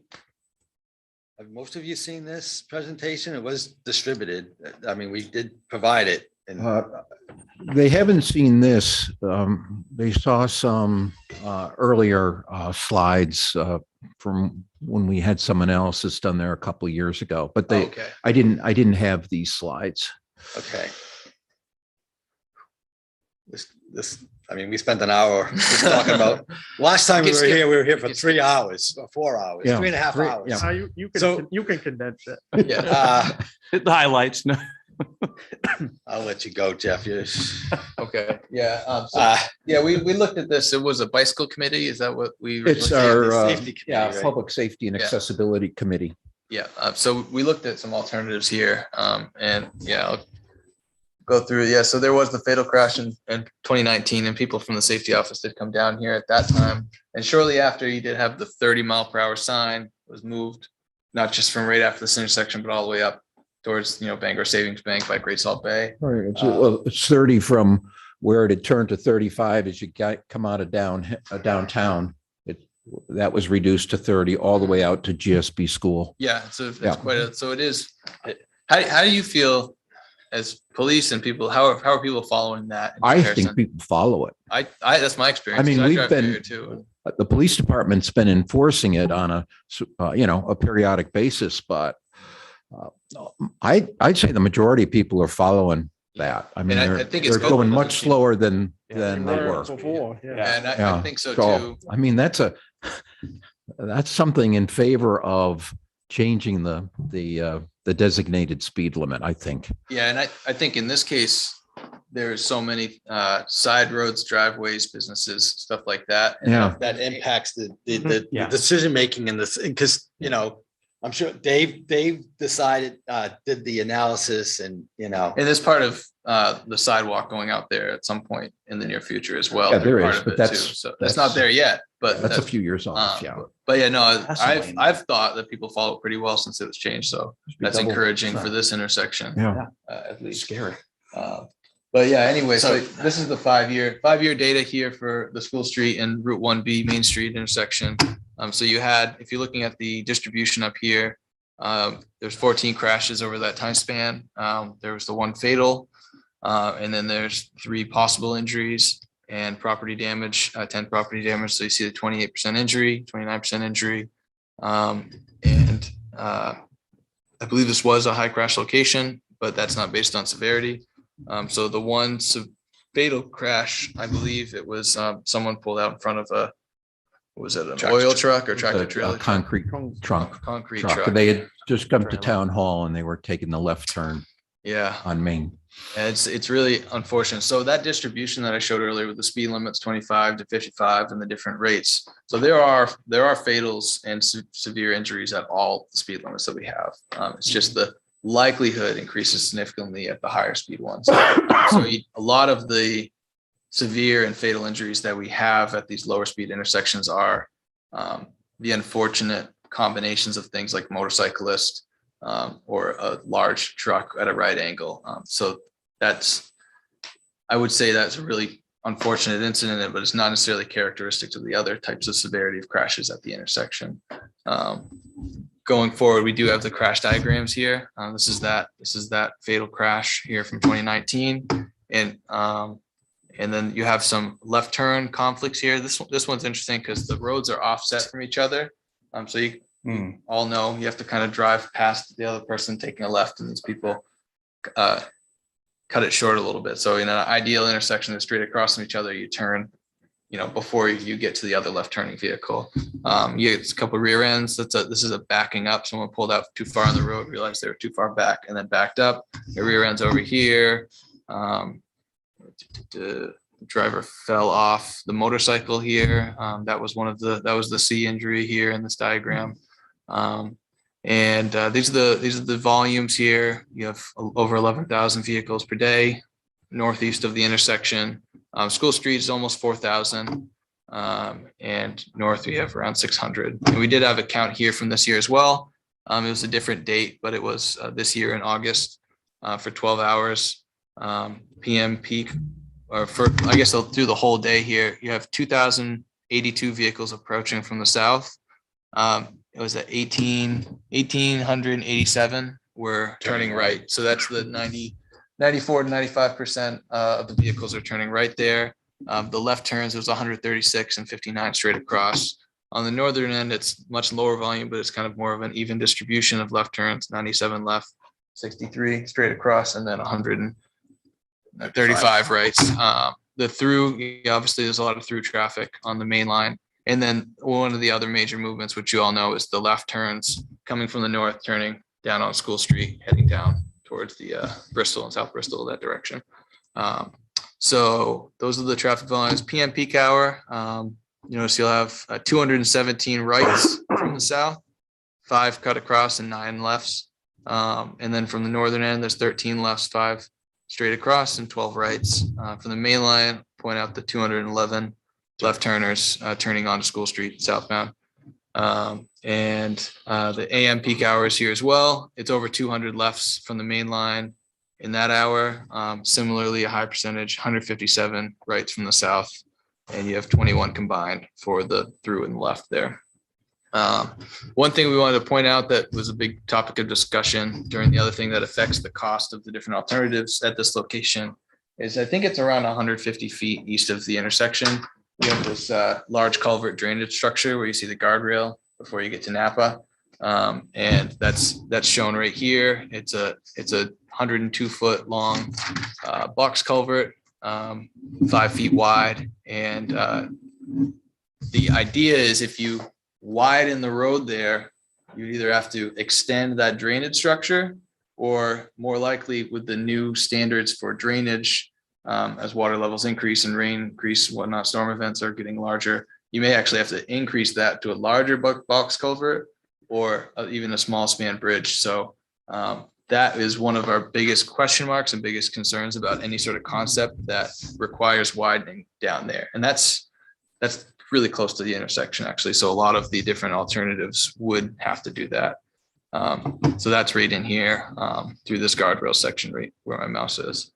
Yep, and that's pretty much just what I said. The alternatives, so we looked at left turn lanes here. We looked at if you remove the skew of the intersection and square things up and then put left turn lanes in the middle of them, those two intersections. And then what we looked at a roundabout, traffic signal, and then the right in, right out turning restrictions. And like you said, there's negative impacts of each of the different alternatives here. And we had looked at these a little bit in the past. We didn't necessarily put it on paper, but we knew that there were challenges to this intersection and limitations. And this kind of explains why it's not an easy solution here, because there are crashes here, and we would like to provide a solution, but it's complicated at this location. So this is how we would do a traditional left turn lane here. We modeled this in the SimTraffic software. These are approximately the length that you would need for the backups of left turns. So in a standard location, you would widen the road, put in a center left turn lane, push traffic over, so on and so forth. If you lay it out like this, kind of as we talked about, right now, if you're someone turning left in the opposite direction, you kind of drive past each other and then turn left. If you're right across from the left turning lane, those lanes would be a direct conflict where you essentially be driving into the other person to turn left. So in order to do a left turn lane, you really have to realign one of the approaches. And bring them straight across from each other. So the way that we looked at that, you'd have to bring this northern approach from the town office over into that property for Clark Farms there and square it up close so that when the left turns happen, they're not running into each other. Also, you'll notice that the widening of the road does go back to where this culvert is. So you'd have that issue that comes up. This is that approach. You guys all know it. You all know it here. And there is a grade difference here. So I'm not sure if there is any sort of rock or ledge under there. If you might have to build a retaining wall to kind of maintain where the driveway is, and if possibly relocate or build a retaining wall before that little stand that they have next to the driveway.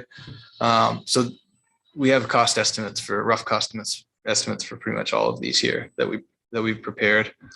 This is another type of idea that we've done at some intersections. It is an expensive project, but it's usually a pretty effective project. And it's removing the skew. This is a before in Bowdoin, 2004, and it was changed to this. They brought this leg in, they brought that leg in, and then there's actually left turn lanes in between them. And we're doing one of those in Lebanon and one of them in Turner as well. So it is a project that we look at. When you look at that here, there's challenges is that if you try to bring it in before the supply store, you get a really short distance in between. And part of the problem for that is the number of left turners turning southbound onto School Street. You get kind of a queue, and sometimes you might actually back up in front of the other intersection, have problems there, but you definitely don't have enough room to get actual left turn lanes. And at the other location, it's a little hard to see, but you have a left turn lane and then a taper between them and then another left turn lane. And there's not enough room on this side of the store to do that. You have about 125 feet between them, the way I laid it out here, and you really need close to 350. Typically, we look for over 400 feet for those between them. And then if you look further back, if you try to bring it back over here, you do run into ledge, and then you're building quite a bit of road back here, and that becomes a very, very expensive. And then even beyond that, you have kind of conflicts in the middle of your left turn lanes with the gas station here, the general store, and these other businesses. So that, although that's a general type of design we like, it's very difficult here, try to make it work. And very expensive. And very expensive, yeah. Roundabout, we did do a roundabout drawing here. So what I did, I drew this one at 110 foot diameter, which is the other one was 150. And that's the measurement from here to here or here to here across. And when we actually looked at the cost estimates for this one and looked at most of the ones in the last 15 years or so, and the smallest one I saw was 120. So it'd actually probably be 5 or 10 feet larger in each direction here. And you can see the impacts. You definitely impact this house on the south here, the driveway, Clark Farms and that property. And these would all be graded down from the center. So you'd have a pretty significant grade difference here from the edge of this roundabout to where the driveway is today for Clark Farms. You'd be really, really cutting so close to this house here that would be very difficult to keep that house and maintain a driveway here in the middle of this channelized turn lane.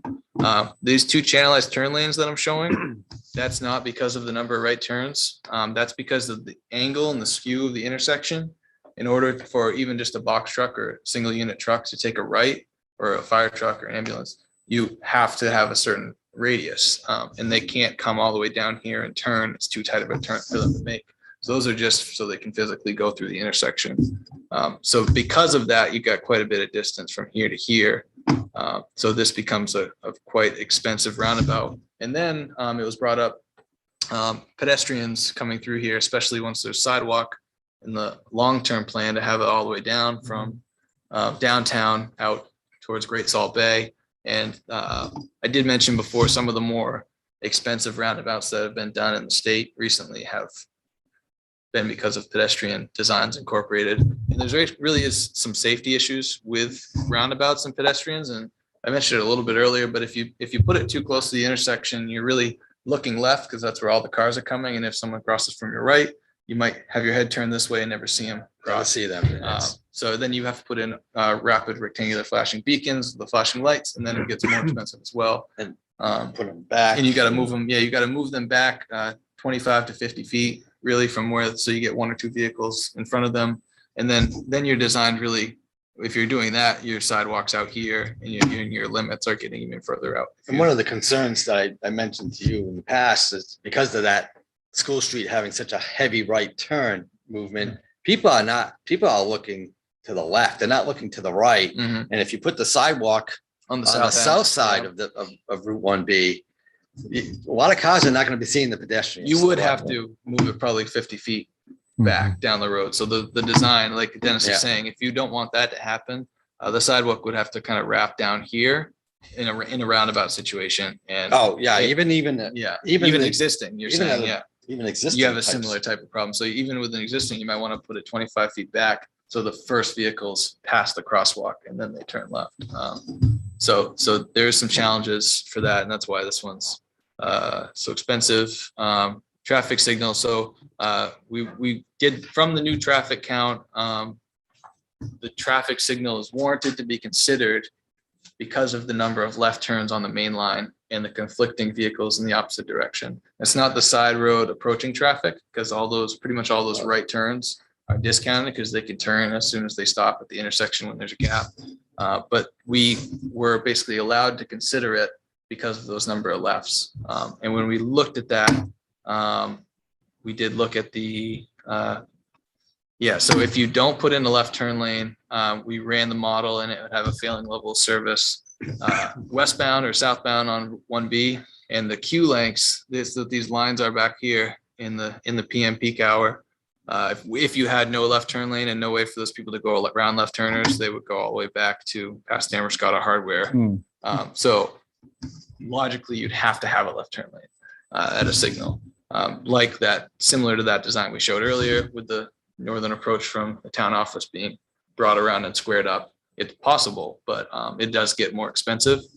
And we tried one option where you give this phase and it's still fairly expensive and it didn't work great. So we said, really, we would only do it if it had left turn lanes like this. So you'd have a left turn lane with the storage going back in the model. And then you can see the queues are back to before the Napa driveway most of the time, somewhat manageable. But yeah, we looked at that and that was one of the options, but it would be quite expensive. And you can see the widening is past that. See right where that stream is. So you'd have the culvert or bridge type of replacement as part of the project as well. And then turning restrictions. This is one that we looked at as a lower cost type of project, which is because of the low volume of left and through here. We thought, and because there was the fatal crash. And if you look back, actually, we showed 5-year data. If you look back over 10 or even I think it was maybe 11 years, there was another severe injury. Both of those were left turns out of the side road. So if the concern is about the severe crashes here, possibly getting rid of the lefts and cut acrosses could not solve all the problems here, but reduce the possibility or the potential for those really bad crashes. So that was the idea here. And this is still kind of in the early stages of us thinking of it. But a lot of it would have to be determined whether you'd want this solution. Yeah. Right. I mean, the good thing about that option is you can still take a left turn from Oh, yeah, good point, yeah, Matt. southbound. Right. Yeah, so this island, I'm glad you brought that up. We would we wouldn't do this unless you could still do this left turn, because that's such a high movement. So the way I drew this, I drew a truck coming here and turning left. So this would obviously be altered further. If it were to be a project, it would be perfected and designed. But we wanted to, because if you put just a sign or a marking that says no lefts, people are still gonna do it. So you really have to kind of force them not to do that. And then also balance that with, you can't do this option unless the left turn is allowed, because that's 2,000 people a day. That's a huge volume to get rid of. So that was the option we looked at here. And these were the ways of getting around for those people who would have to be forced to take a different route. Coming up here and turning left, you might have to go up to the signal and turn either right or left, wherever you're going. The other direction, coming from the town office, they would probably have to go up on Church Street and go up to the signal. And Dennis added this after the last meeting, which were approximate cost estimates for the different options. You asked for a ballpark. Yeah. And this is very ballpark. This is, So Dennis met with some of our cost estimate experts and Yeah. went over each solution and asked for kind of a pie in the sky ballpark estimate for each. And those are the numbers that he came up with. And it really is a lot of unknown here because of the potential bridge type of structure, but those were the numbers that they threw out. We don't have one here for the right in, right out, because we're going to look at that cost estimate in more detail. and I think it also, if, there's impacts with that. And in this Mhm. case, We have to talk to right away and stuff like that. and what we would want to know what the town would think of that right in, Yeah. right out, but it certainly would address the severe crashes that are occurring. there. Yeah. The other ones, Simple way to. the other ones, the benefit costs would likely not be there from crash safety versus the cost perspective. This one we have to analyze further because it's the one that has probably the best chance of meeting any sort of benefit to cost requirements. And again, when we look at the benefit costs, we're looking at all these projects throughout the state Mhm. and, ranking them based on the benefit to So, cost ratio. Yeah, we expect that one to be in the hundreds of thousands range rather than the multiple millions. We just don't know how many hundreds of thousands at this point. So that has to be. And because it doesn't meet the benefit cost criteria, the town would have to contribute a sizable amount Oh, to do yeah. those first Yes. 5. So I don't Yeah. think we even Oh. mentioned the cost, but the safety projects like Belvedere, those are 90% federal and 10% state. So that's not even it's not a town cost share type of project. So, and the last one we talked about before, potentially it could, and I'm not Okay. trying to commit you guys, but potentially it could be done in 2025. Mhm. The Yes. the final one, the Yeah, turning 2024 restrictions. Yeah, the 2024 project's been submitted by Dennis. Yes, and now we're working on 2025. Yeah, so we're looking at this over the next 9 months or so to see if it can be on the list. This is one of the first ones we've started to look at in more detail, I think but we could do the right turn only much sooner. Because one's a state aid road, but this side is a town road. mhm. So I guess that's a possibility. Yeah, I mean, we're gonna look at a more detailed cost estimate. Dennis started looking at safety benefit numbers Yeah. and it seems like, it could be possible, but we'd have to see how it compares with the other. But But and it would have to be something that the town would want. Right, Really, in that we case. want total support on this alternative from the town. We would want direction from the town. They would want this. Yeah. Okay. It seems like a reasonable solution. Have any thoughts from the rest of the board at this point? Well, the numbers support all the priorities. Mhm. Going left there is not a priority. Mhm. Yeah. Most of the traffic is going down to South Bristol and back to Hannaford. And as long as that's allowed, Mhm. you're not going to be indisposing too many people going left. I mean, I go left sometimes, but I'll live with it. It's fine with me. Oh, yeah. That's cool. Yeah, I go that's down not- the end of the street and go up and hit the light Mhm. because I it do. is. I go around if I have to Yeah. go left out of there. I go the Yeah. long way around. Yeah. Mm. Yep. Yeah. Down High Street or something and back down. Yeah, it's through, not so, a big You got a It's signal. not a big deal. sacrifice. Yeah. Oftentimes it's quicker than the wait when somebody's trying to do a left and the Yeah. backs up so far. Yeah. Yeah, Once you get used to it. yeah. Well, we might be late for the meetings though, because we've got to go all the way down there to come. Reroute it, but yeah. So Um, is that something, based on the positive feedback you're getting here, you can put in the queue, or do you need something else? from us? I would like a letter A saying that request. you would, Okay. recommend this alternative and for us to, Yeah, Put it- it doesn't have to be a request, but it's just, support, a support of the Mhm. concept. Could be Okay. something simple. because But that point, it would still need to compete beyond that, but that would help if it was close to any other ones, Okay. town support versus. Well, town I'll chat more with Counting the up board to see opposing it. if they would like to do that. Uh, Yeah. So yeah, if you have to discuss, we still have to do the more detailed cost and figure out, is it a 2-to-1 benefit cost? Is it 1.5-to-1? And how does that compare to other? you see where it fits in the benefits, yeah. right. Yeah, the Belvedere has already been submitted as a project. This one is still more, Okay. more up in the air at this point, but yeah, support from the town would give it a better chance probably. And with this one, there's more, there's more impacts versus, Yeah, the turning movement restrictions is a bigger, so. so that's, Do you want to just bring up the other one? Yeah, we'll real quick? talk We about have the even- other one. We have much less at the other location. Dave hasn't moved the signs yet. I He hasn't know, moved them yet. I know. I He was- sent okay, so Dave sent the request while he was in the meeting. So his maintenance maintenance coworkers, I guess, haven't completed the order yet. But he did put an order in. Sounded like he had them going right out. Because you guys were right. Sometimes things get real delayed. I thought there's a chance it could be, but usually things can be months later, so. Don't tell him I said this, but in the winter, it's a little easier because a lot of the foliage goes away too. So, Easier to see yeah, direction. yeah, but it's still an issue. And You it's a get- simple fix. I think I might ask this, but do you see snowbanks as an obstacle at that intersection as well in the winter? No, I can't recall. Not too bad. Yeah. So this one is another request. This is another request from the town. Yep. And that we received, and we just started looking at this. We have It's very early. very, very early, but we just thought we'd share what we have, okay? So some of you heard this from the October 20, this is again, October 22nd meeting. Ooh, oh, Snooze that. don't want us to restart it now. Uh, This is the intersection from the aerial view. This is heading northbound on 129. This is heading southbound on 129. This is approaching from School Street.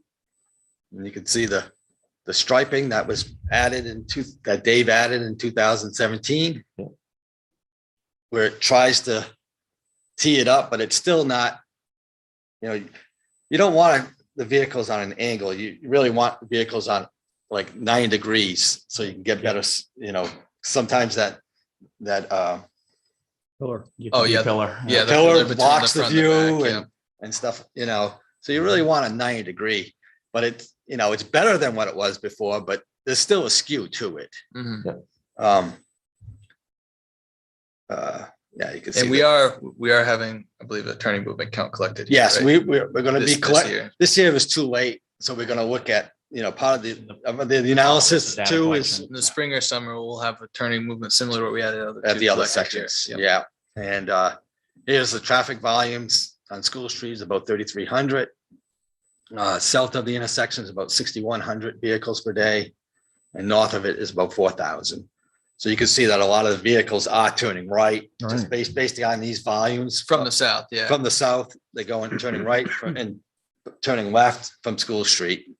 I mean, that's just, Yeah, and but you all know that intersection better than we do, but I would assume significant amount of that School Street traffic is turning left at the stop sign, right? Yeah, yeah. so we Yeah, it's a- will want The to, people going down the peninsula and back. Yeah, yeah. and we don't know how many people are turning left heading From the down hospital 130 direction, yeah. and turning left. It sounded like the group we talked to last time thought that was a relatively low number of vehicles coming from the hospital direction. Right. awkward Very turn. Oh, yeah, very few. They'd go up Yeah. High Yeah. Street Yeah, Yep. very for the few. most part. Yeah.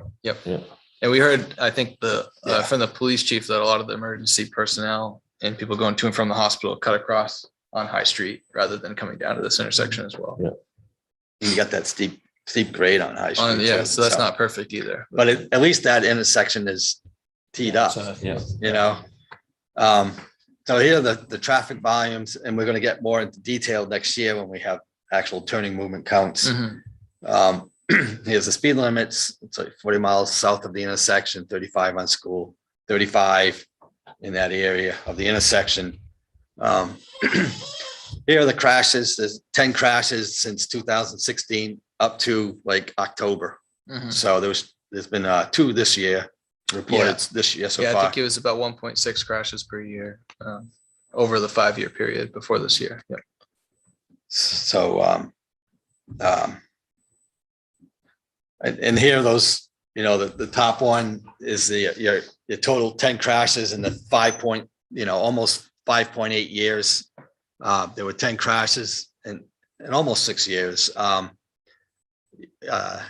0 A's, 0 K's, 1 A, and that A was this year in July, I think it was, and then 0 B's, 1 C, and more property damage. You could see the percentage injury is 20% compared to what we saw in the other intersections here.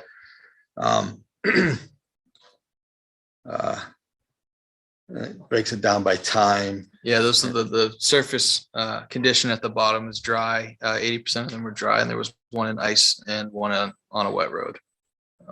Yeah. And And then we look at the types of crashes. You know, there were 8 intersection movements. That's kind of like those angle ones that we talked about. 1 rear end, one off the road. It's probably during the snowy and icy conditions. And this is the crash diagram. yeah, slush. Yeah. Yeah. So here's this is from 2016 to October 19th. So, and like I said, and that A crash, AB was, July 25th, 21. And so, you know, you're getting some of those angle crashes. Mhm.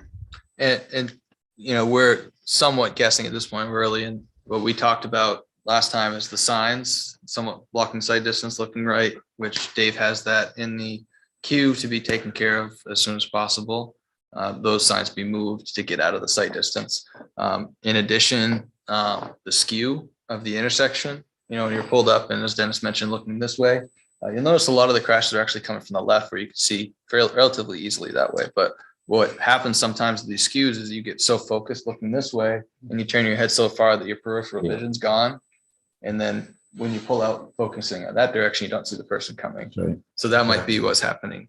Yeah. One of the things happening there. And so by eliminating that skew would help that out. Mhm. Okay. And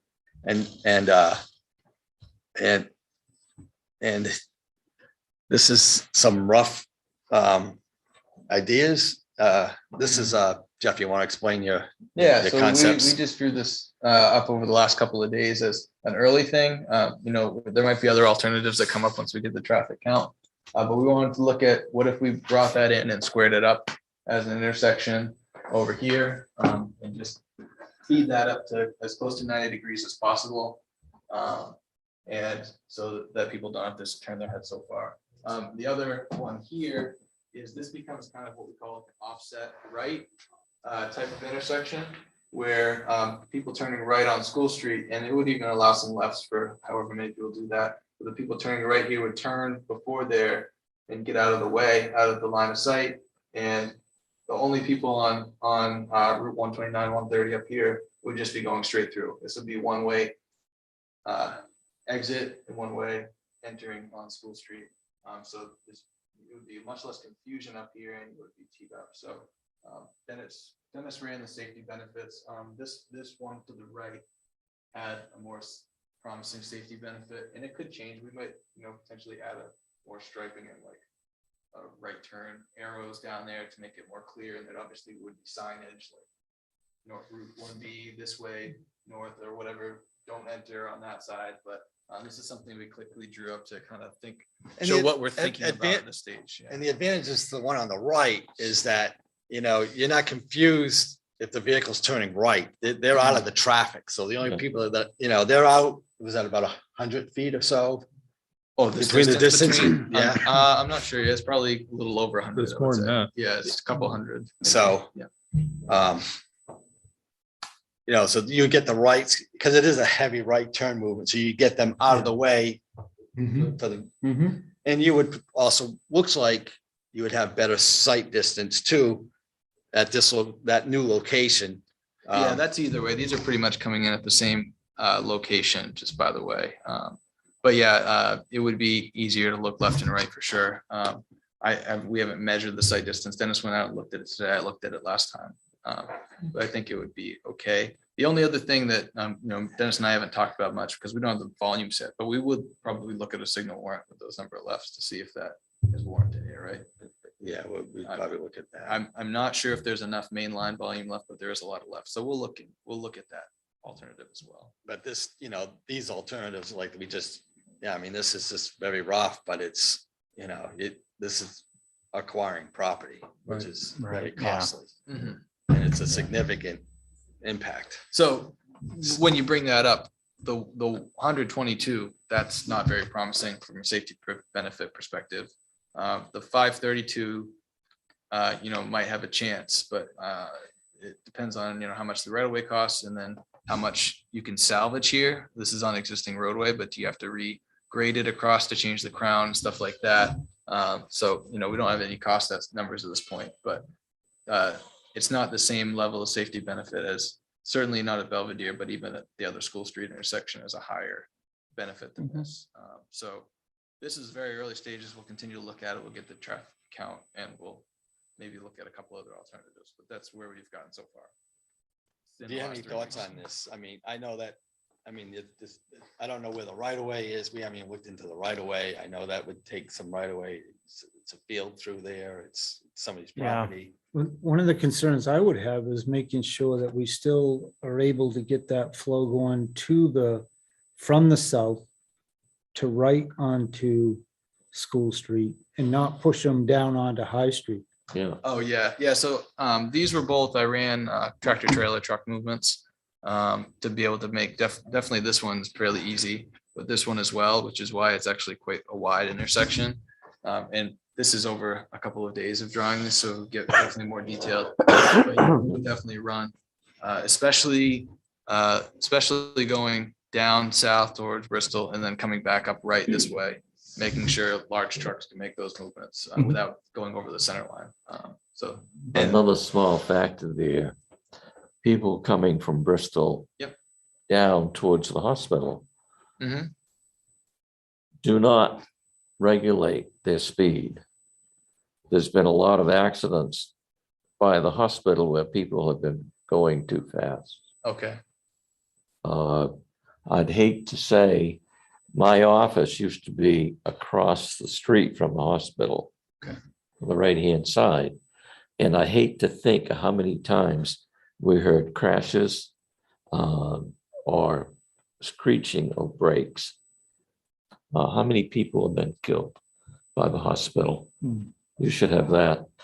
So you're talking up near the driveway of the hospital? Yeah, We haven't looked at that yet, but can look at those numbers. there've been a number of, Well, you gather some That's as you true. have in your data. Yeah, just keep it in consideration and yeah, the speeds through there and whatnot. Yeah, Yeah.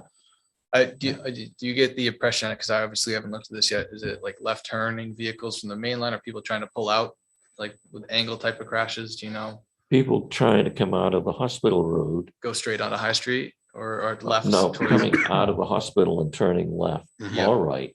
Yeah. But the people coming down over the hill from Bristol haven't slowed down enough. Okay. Yeah. coming Yeah, one of from the this reasons there intersection. is it's a big slope. Yeah, And so the cars will automatically speed up if you don't put your foot on the brake. Gotcha. Yeah, but I circled around there and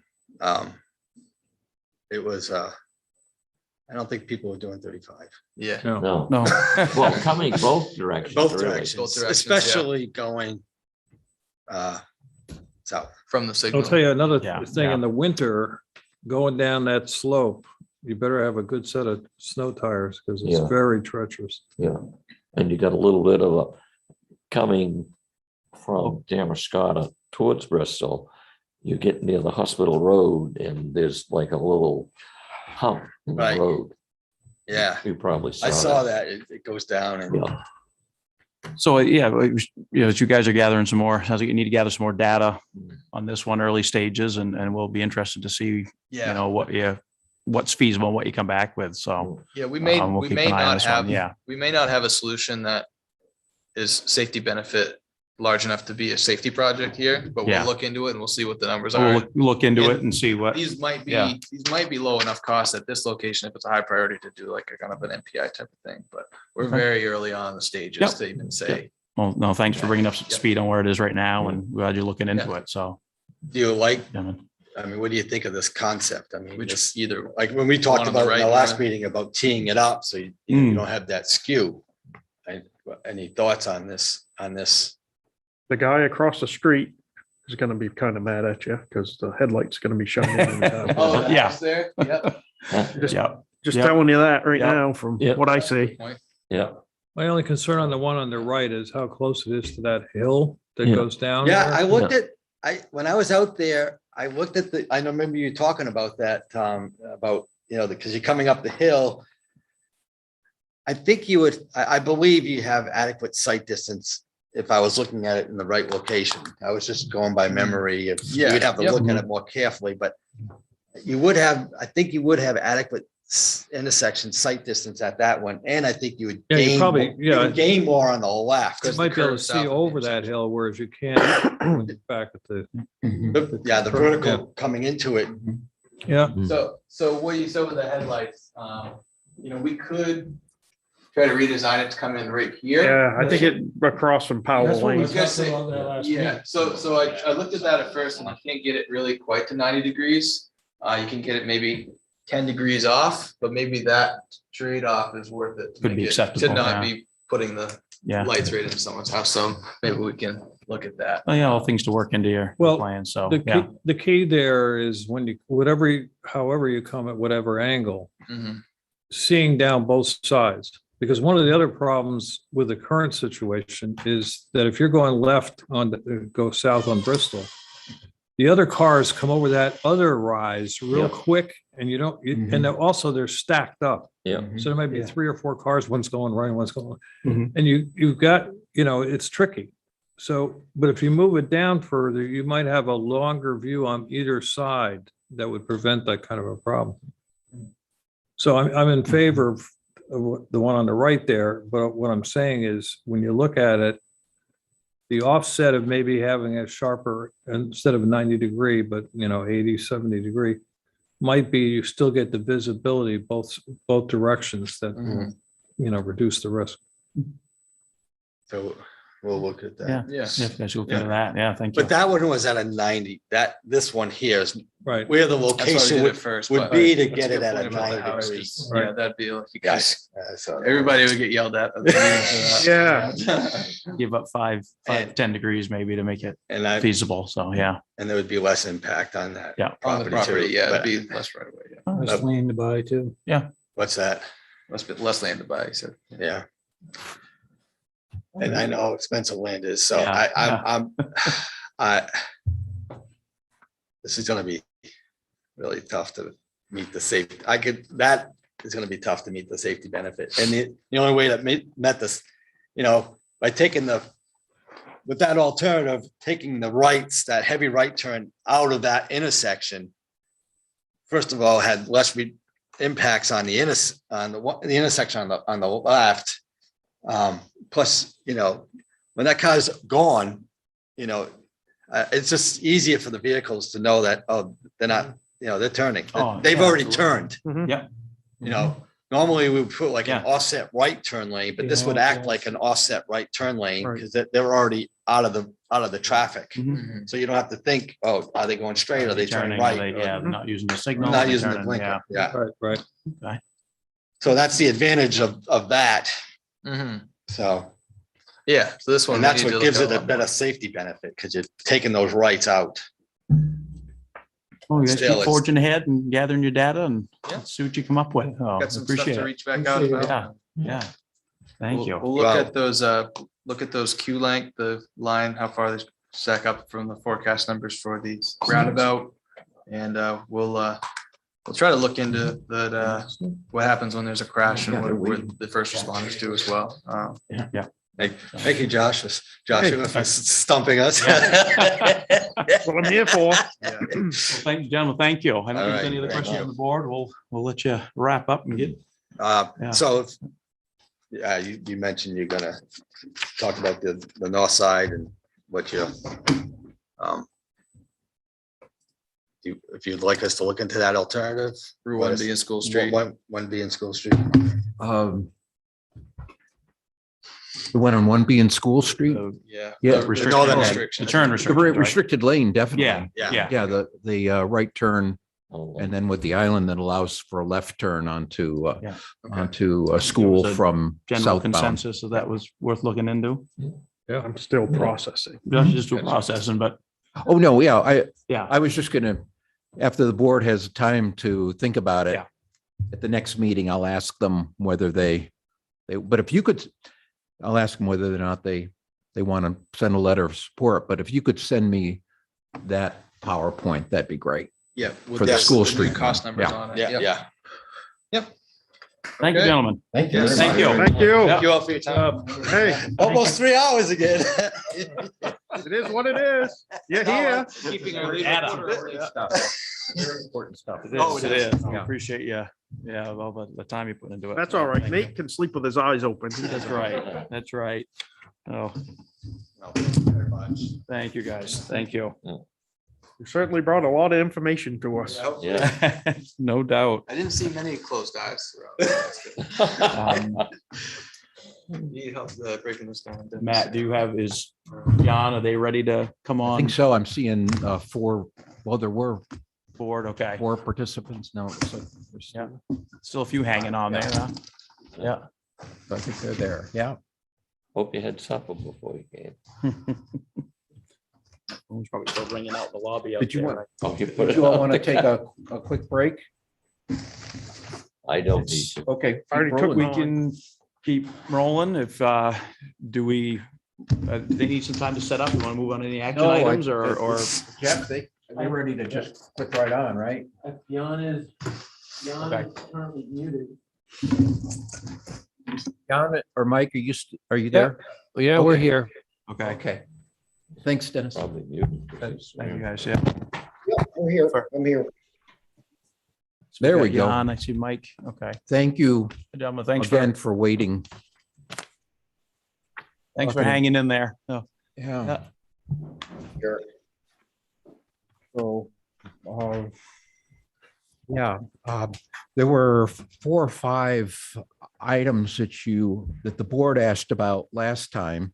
And maybe we could start with that, with Jan going through those and then any additional questions or comments that the board has.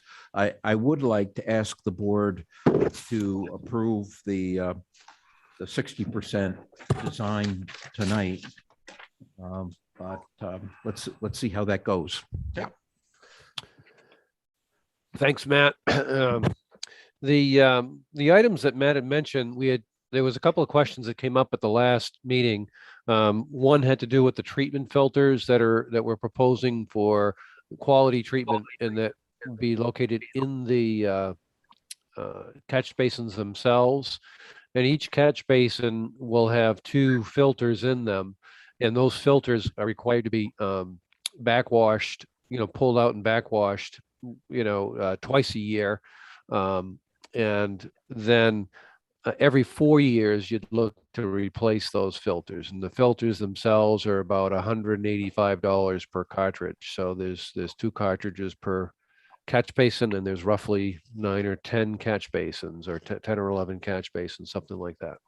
So just to give you an idea on the maintenance for that particular treatment system. Then the next one was the driveway to Water Street. As you might recall, We had proposed a sidewalk that was within the right of way of the driveway going up towards Water Street and didn't require us to take any land from Savory of Maine to get that sidewalk in there. We were able to do that because we actually own the town actually owns land beyond the edge of existing pavement on the other side of the driveway. So we would expand the driveway to the full width of the right of way in that area and be able to accomplish a 24-foot wide aisle coming down through there, which is a pretty typical pavement width. Over on Gallagher property on that side. Yeah, so we have some land over, right away there. Okay. Yes. Oh, that's good news. That's good. Right. Yep. And then there was discussion about Misery Gulch and adding some view panels or a view panel to the Misery Gulch wall. If we had a wall, for the permanent wall that runs along that area there. We looked at a 40-foot opening in that wall, and based on the number of square feet of panel we would have there, it would be about it's about a $25,000 cost for the stop logs to go in that particular opening if we made a 40-foot opening to look so you'd have a view, you'd have a reduced wall height for 40 feet along that portion of the wall. And we can add that in. We didn't, we can also figure on what the clear visibility panel would be for that as well. The asphalt depth, what we've done is we've taken a look at that a little bit more closely, and I know that Mark had brought that up, and the 3 inches is a minimum that we'd use for a parking lot. Where we have such heavy truck usage here and from deliveries and boat traffic and so forth. If we go to a 4.5-inch pavement depth, that would increase the cost of paving about $108,000 based on our current estimate. So it would certainly be a more durable finish and tend to last a lot longer and be less subject to stress cracks and so forth.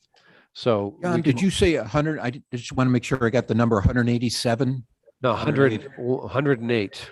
Okay. For 4.5 inches. Right. It would be an additional $108,000 for the 4.5-inch depth versus the 3-inch depth. So that would take the cost in our estimate currently was $216,000 and bring that to $324,000 for the paving.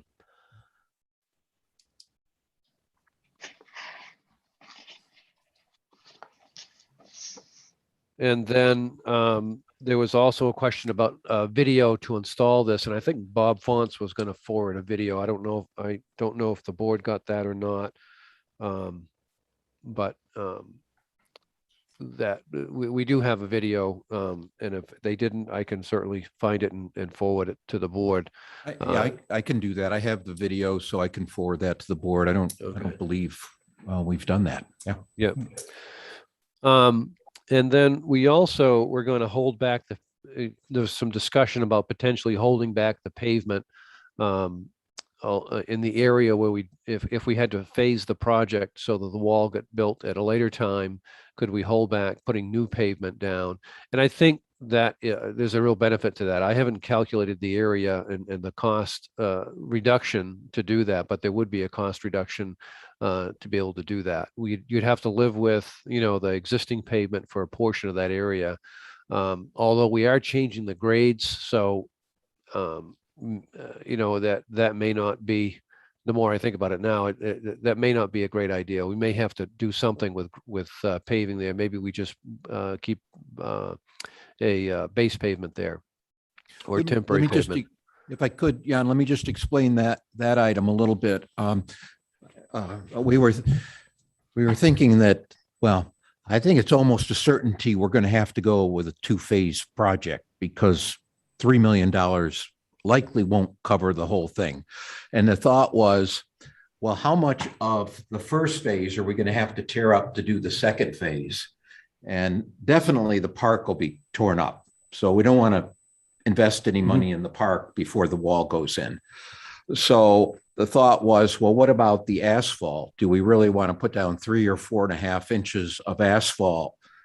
And those last parking spaces adjacent to the park, and then have to tear it up. And that's what Jan's talking about, is maybe we just do, if we're going to do it in two, if it turns out we have to do it in 2 phases, don't complete that asphalt section, approximately 5 to 8 feet back. Put something temporary down, knowing that it might be torn up. So that's what Jan's mentioning there. And I think what he's saying now is that given the need to change the grade, we may have to finish it off. You may have to Right. put a temporary, you can put a temporary asphalt in there. Maybe it's a 2-inch or 2.5 inches where the parking is versus the 4.5 inches in the aisle and the rest of the parking lot. That's going to remain. And then the other thing we had Jason Williams, the landscape architect for SLR, come up and take a look. And I don't know if Mike, if you want to kind of summarize what his thoughts were on the living shoreline and the park area. Sure. We, took a look obviously at the low tide situation, the existing riprap slope that's currently there. Kind of went through a progression of, standing down there and viewing what the built up wall sections would kind of look like, and if we had enough room. And we measured about 15 feet based on the plans to the horizontally from the top of slope to the toe of slope. And so you'd gain quite a bit of space, I think, in the scheme of things. And the lower tiered level would be more marine tolerant type plantings, tolerant of water, intrusion and just water absorption in general. And then as you come up the slope a little higher, you'd have, plants that can tolerate the salt content and salt spray and things, but not so much in the, maybe in the living marine environment. And then the top of slope, of course, you just have more common plant species that, are more common to park settings and areas like that. And then, of course, you'd have your flattened out areas for seating, walkways, benches, tables, and all sitting there as well. So I think we confirmed that the toe slope, the way it was mapped and what the current drawings are showing, work and expand that space appropriately and nicely for the uses that you've all really indicated that we've worked with the Waterfront Improvement Committee on over the past 6 or 8 months.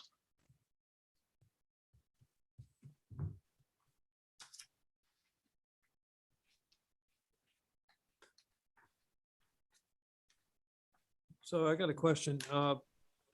There's this little group that's been working on the waterfront project in general, but their focus was to talk about the artwork that might be put in there and whatever. But that aside, they're also raising concerns about the park itself. And there seems amongst this group, which is about 8 people, they want it to be, not overdone, sort of natural, not a lot of plants that the dogs are going to use, that kind of thing, at least the high ones. And also they're really not in favor of a paved walkway all the way through that. Something maybe more pebbles or stones with, liners or something more consistent with the rest of the environment. Has that filtered down to you at all, any of that input?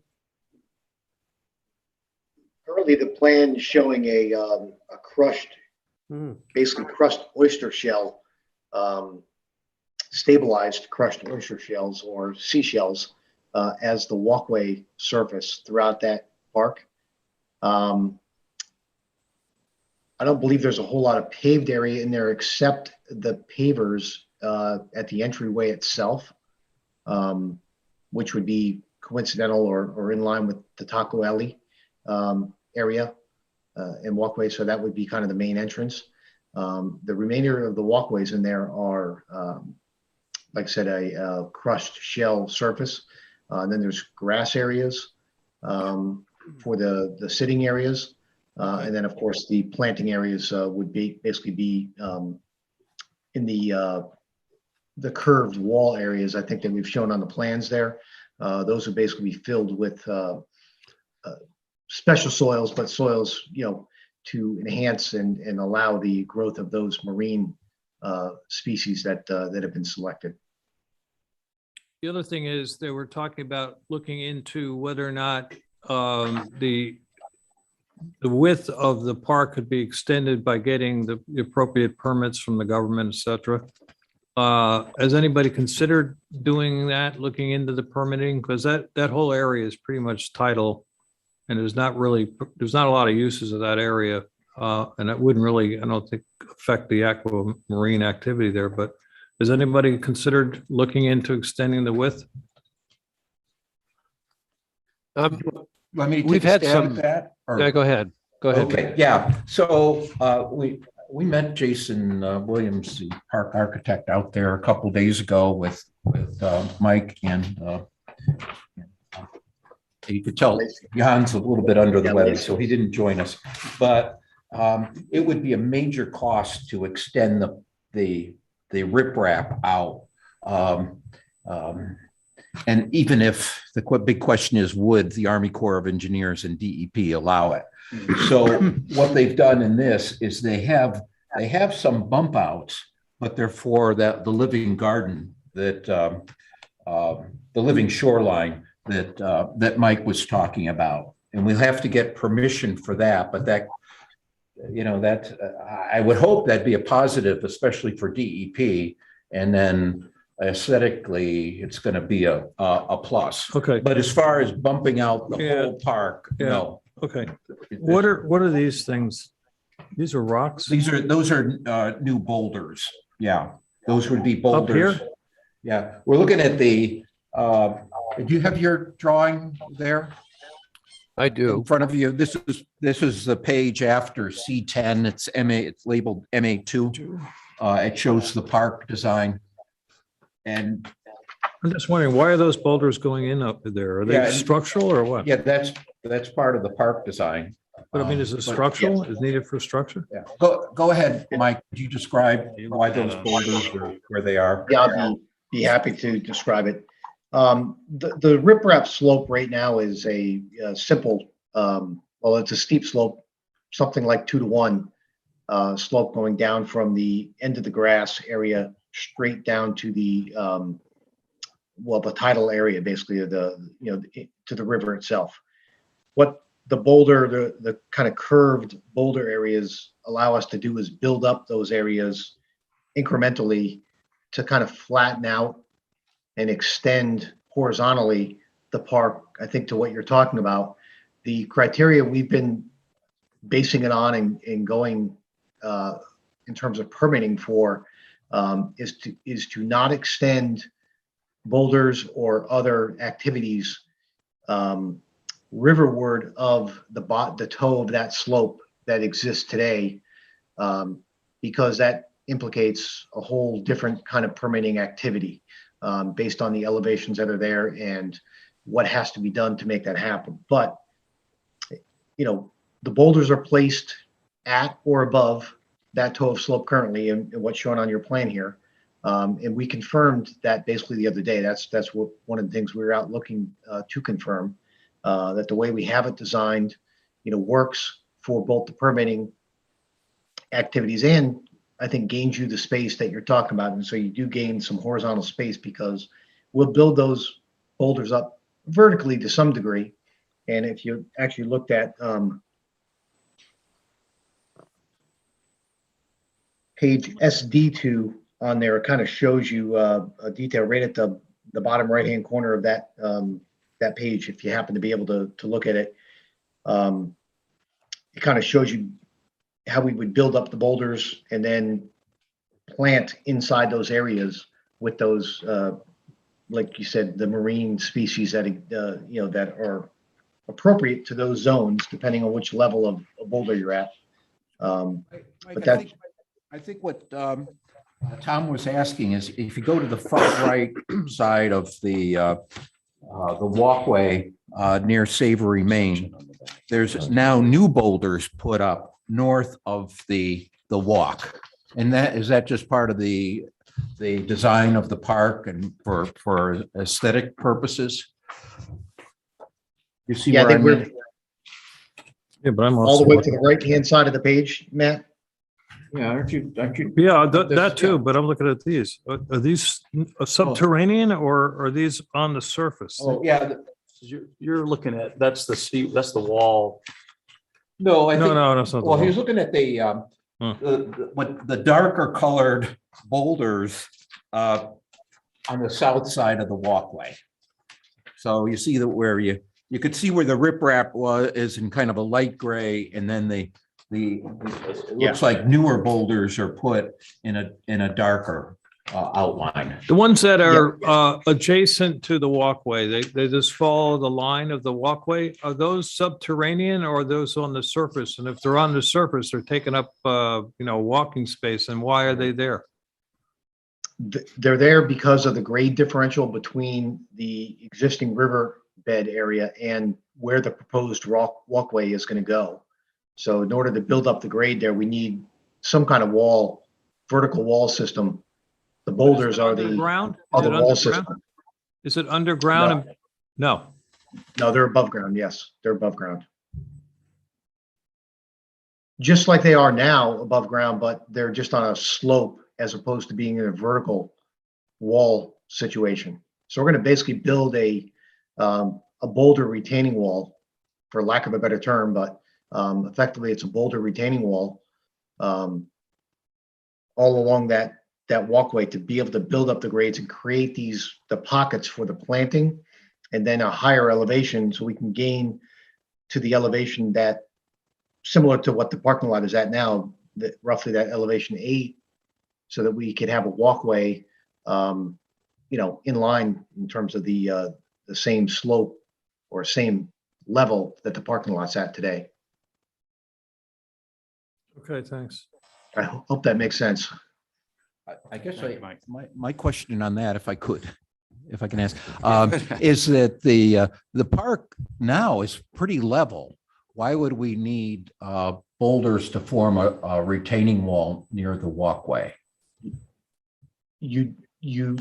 Where it drops off though, Matt, at the end of that grass area, it drops off pretty steeply down to the river from there. And what we're trying to do is expand that park horizontally out towards the river from where it starts, from where that top of slope is today. And building up those boulders from the toe of the slope there allows us to make it a flatter, more usable area that we can actually plant the living shoreline in. Basically fill it with soil, because we do have to put soil there. And if it's on a steep slope like it currently is, soil isn't gonna last there with the way the tide works. Is So it we're using the possible? boulders. Yeah, is it Go ahead. possible to take this sections, maybe break up the park into 3 sections and blow each section up to a page size? Because it's really hard to see the scale of this, where you could put measurements on, width and all that kind of stuff. Yeah. It's so compact here, you can't really see how it might appear in real life. Understood. We've detailed some additional cross sections, really some critical cross sections here. I think over the past few weeks, since we submitted this plan, we've done, like I said, a lot more cross sections of that area. I think which is what you're asking for us to show. But basically, that section view on SD2 is basically that exact detail.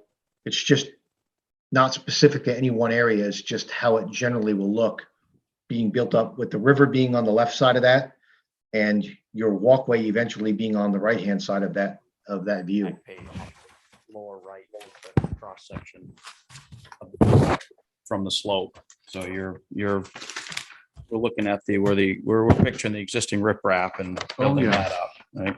The lower right-hand corner. Lower right-hand corner is your. Yeah. Yeah. Yeah.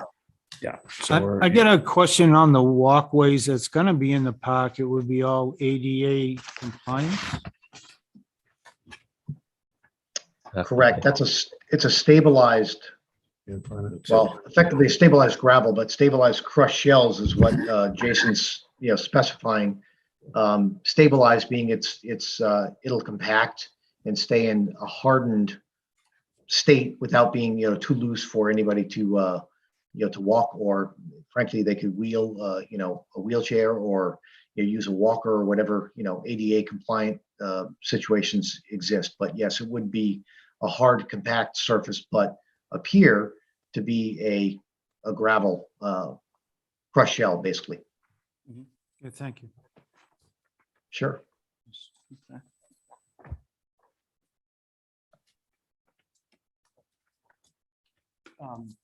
So up to this point, I think we addressed some of the questions we had last time. Is there any other depth of the pavement and some costs and whatnot? Was there any other questions from the board on anything moving forward? Or- I have a couple questions.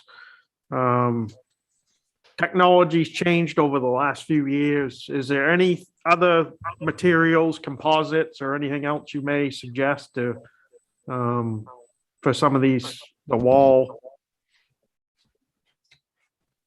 Right now, So- we're showing concrete, right? Yes. And you're asking if we could use a different material. I know that there are different materials that are used in the marine environment, like composites and other things like that, that are relatively lightweight, but they're also very, very expensive. We have not explored those types of alternatives because of the cost. And what is the estimated lifespan of this concrete wall, being as it's going to be near salt water? I don't know Yeah. that we've got a lifespan yet, Mike, unless you've talked to your folks about that. I'm not talking about a lifespan specifically, but I can say that, concrete is, easily treated. First, it's easily specified for marine environments, or for, more salt type environments. We use concrete on bridge parapets, very, very often in these kinds of environments. It can hold up very well if it's, both specified correctly. But there's also sealants that are applied that can be reapplied in the future as well, but they're typically applied after placement of the concrete that make it much more resistant to, salt environments and or water environments. But in this case, obviously salt can be a particular concern, but those sealants and like I said, the specifications, we do some higher air entrainment.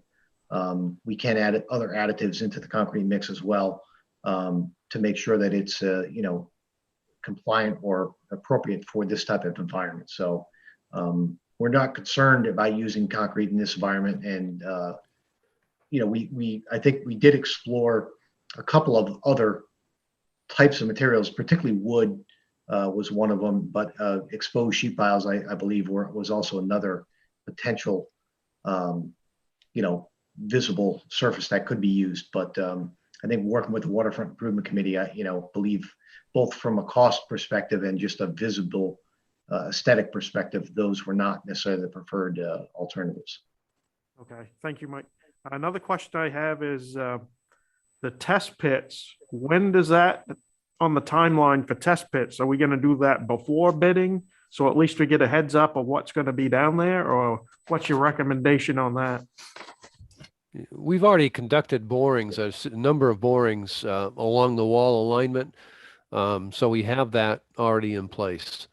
Yeah, but I'm talking about where the stormwater storage tank in that area. If those test borings, I think you had, test pits, there were 10. I think you budgeted in your estimate. And where would those be then if you've already done your borings for the wall area?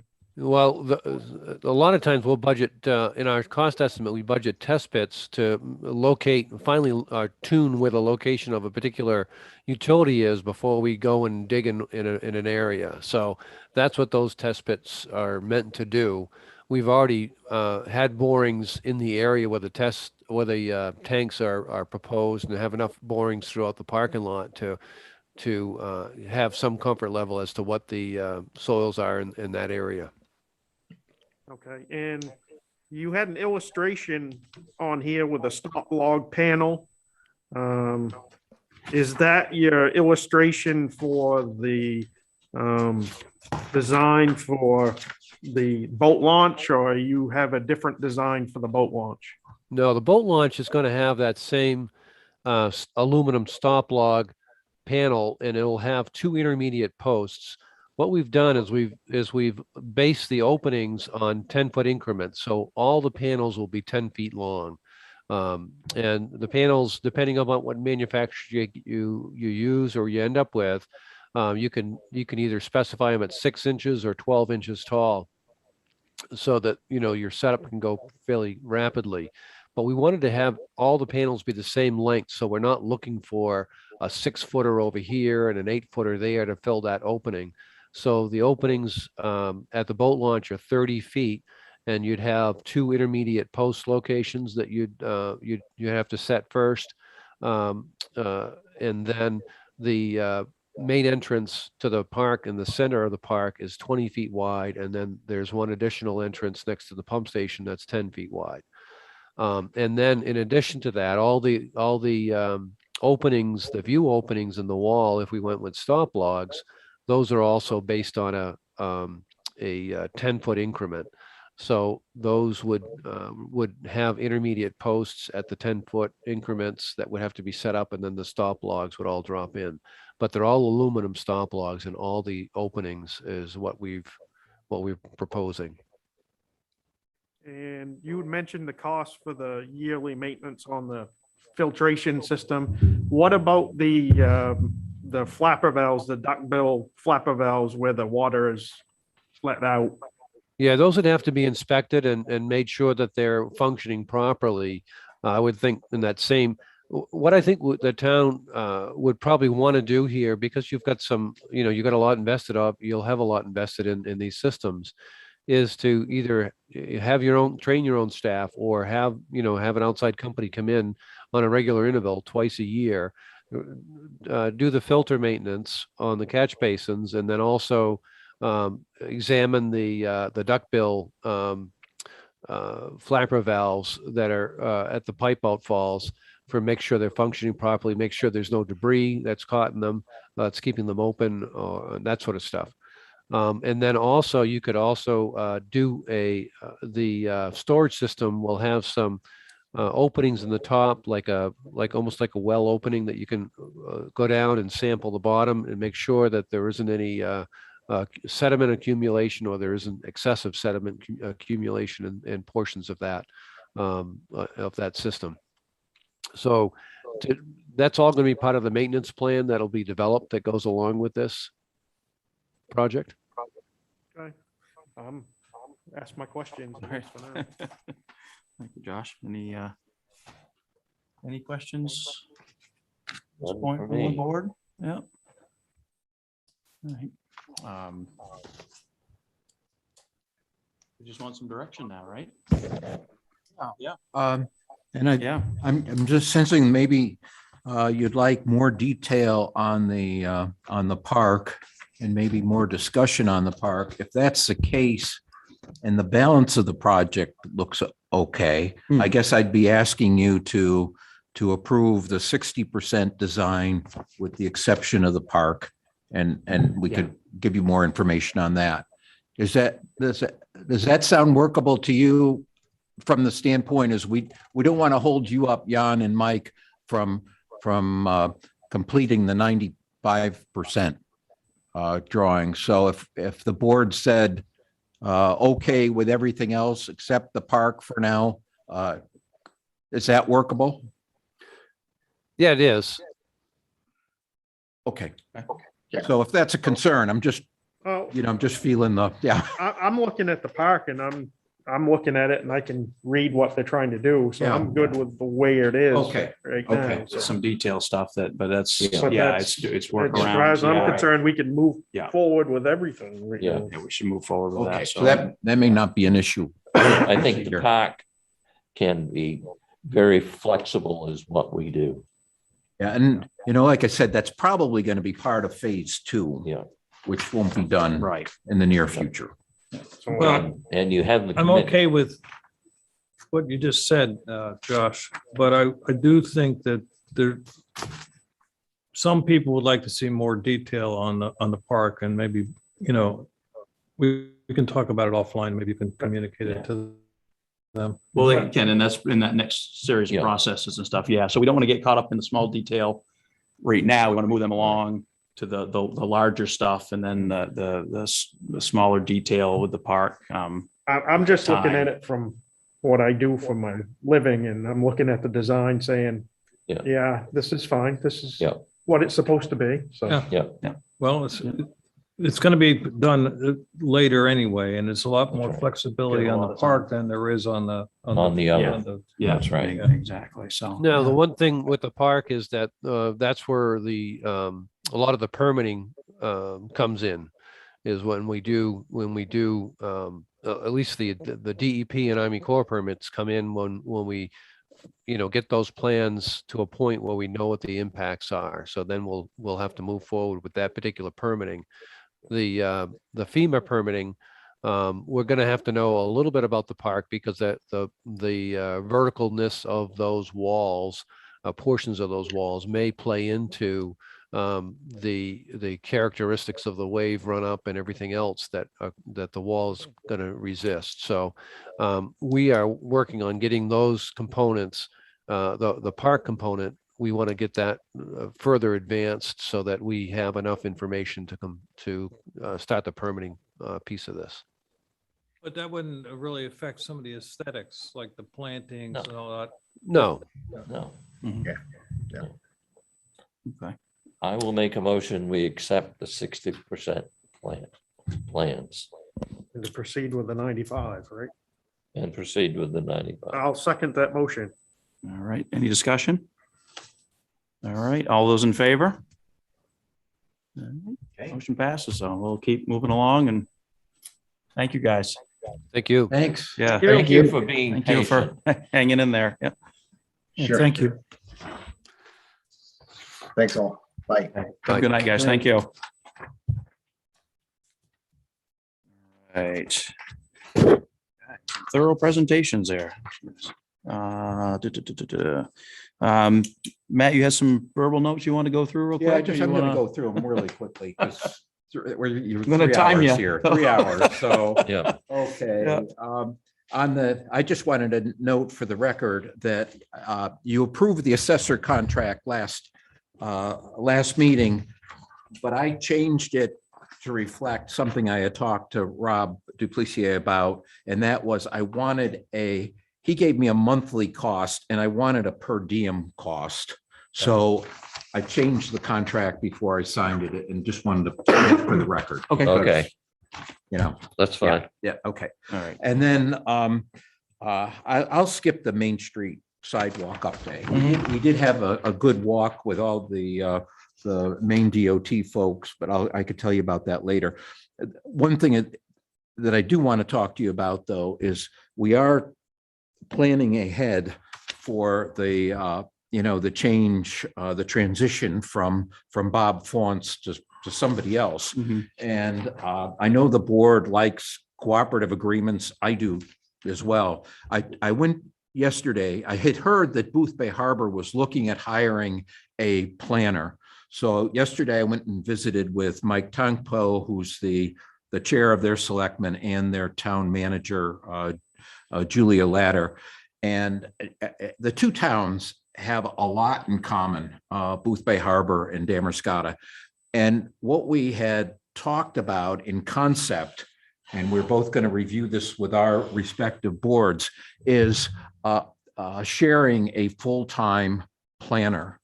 And the benefit to that is that we would be able to have this planner work on our comp plan, which is going to be a major project for the next 2-3 years. In addition to working with the planning board, when needed, the Board of Appeals, helping with some economic development. And right now we budget, I looked at the budget yesterday, we budget 41,000 for Bob Faunce for his salary and his his hourly rate as a contract employee, and we pay him for his mileage as well. That's 41,000. We're probably going to spend closer to 50 to 55 just because of I've been using them for all sorts of things. And we've been saving money from the CEO side. So I'm figuring we would have about 50,000 to contribute to this joint meeting, the sharing of the planner position. Boothbay Harbor has the same. They've already put aside 50,000 in their reserves for this position. So what I'm asking you tonight, cut to the chase, is would you like me to continue working on the detail with Boothbay Harbor for a joint position? Damascotta would be the employer, and then we would send a bill every month to Boothbay Harbor for half the cost. And it's not like, just one more thing. People ask, well, you're going to have this person, this woman or this man running back and forth to Boothbay Harbor and Damascotta. No, they would work a certain number of days here, and then they would work a certain number of days there. You'd have dedicated Yeah, schedule and. it's just like office Stan hours. did, Right. for Yeah, our I- CEO. I think it's definitely we should do it. I would say Okay. proceed. So I'm getting Yeah. nods, so Yep, we'll yep. proceed. Proceed. Yeah, okay. That's all I had. Send that down. You just sign How about the that. contract? Got all Fuel the stuff in the oil. back here. All right. Oh, these so that's other all ones are manager the notes. official action. Yeah, items. we'll move That's on. all I Matt's had on all the- set there. We'll move Yeah. on to. The contracts, I Yeah. did get, I had misplaced the message from Matt Poole. I've had it for a couple weeks now. So he did give us rates. He does give us a top set amount for fuel, fuel oil and propane. Sign that. It's up to the board what you want to do. I have a suggested motion here, which is to waive town charter bid guidelines and authorize the town manager to execute a contract with Colby and Gale for the purchase of number 2 fuel oil and propane for the period extending through, that should be September 30th, 2022. I'll move Matt's presented somewhat motion. All right. Josh made the motion in a second. Mark seconds. Any discussion? All those in favor? All right, I will abstain. You will. I will. I'm going to jump right into the next one Yep. here without being asked. The board had already approved going for an application for a grant for 2,500 for 5 vests, bulletproof vests.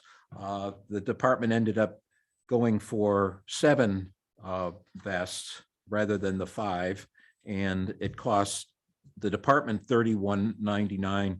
But that's being matched with the grant, With the which we grant. didn't know for sure we are going to get. Yeah. So we're spending less and actually getting a couple more vests.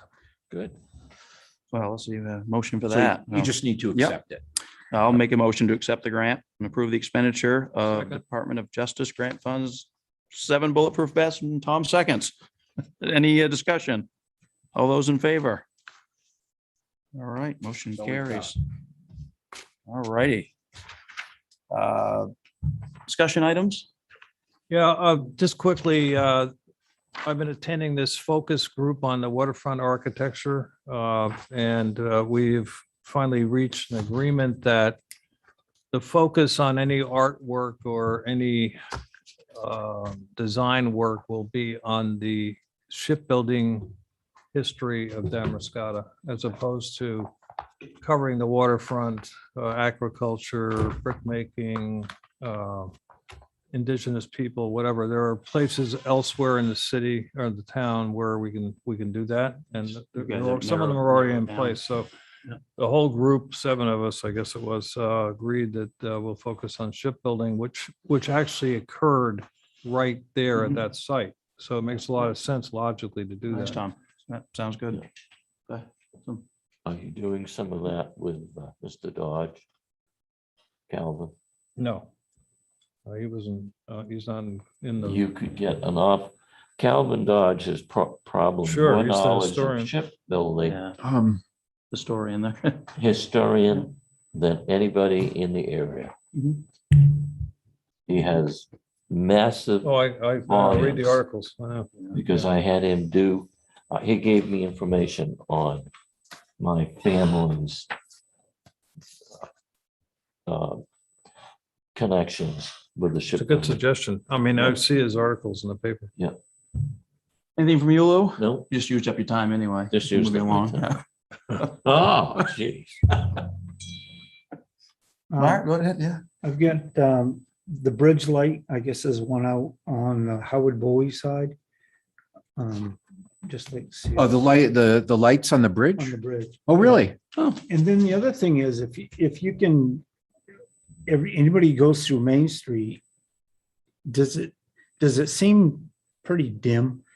I mean, I Yeah. just worry about being safety wise a little bit. Well, If I'll we make can sure look that at the lights are turned up all the way. I don't know why they wouldn't be, but let me, yeah. It just seems like, Notice. Okay. Yeah, it Well, does. I'll check my, the program that they gave me and make sure that those are up, but it's supposed to flag when lights are out, so I'm surprised about the bridge lights, but we'll check on that. I just worry about the safety of people. Yeah, definitely, downtown. definitely. All right. They Yeah, shouldn't, thank you. it shouldn't be any less bright than it was before we put the LED in, so I'll check on that. Thank you. Thank you, Matt. Josh? Oh, just moving on the waterfront improvement. And I think we probably ought to start figuring out the clerk of the works of the town, how we're gonna do that if we put an RFP, someone to work for our best interests when we do this major project. Yeah. If this is gonna go out to bid in February, maybe we ought to look for services for clerk of the works for us. Do some 'Cause that- interviews with some people. Is that was within, is that in the scope of the EDA grant, Matt, in those monies for that service? For what part? I'm sorry. For an overseer for the town, like a clerk of the works to look out. Oh, for a our clerk of best the interests. works. I believe so. I believe so. I'm from the beginning, it is. I'm sorry. I'm thinking of the line item. Definitely, construction management Mhm. is Yeah. included. So that's something we've got to Yeah. get So it moving on looks that. out for us, not. for Yeah, the- yeah, Yeah. Right. right, exactly, Yeah. yeah. It's not the engineer. Yeah. Yeah. We need somebody for our best interest, so. Mhm. Okay. When the school was built, Yeah. we did, Yep, and it Yeah. was, it really was a Yeah. positive. all right. So that's all I had. Okay. We're getting moving on that, so we probably ought to get moving on the other part. All right, thank you, Josh. I don't have anything to add this evening. I make a motion, we adjourn. Second,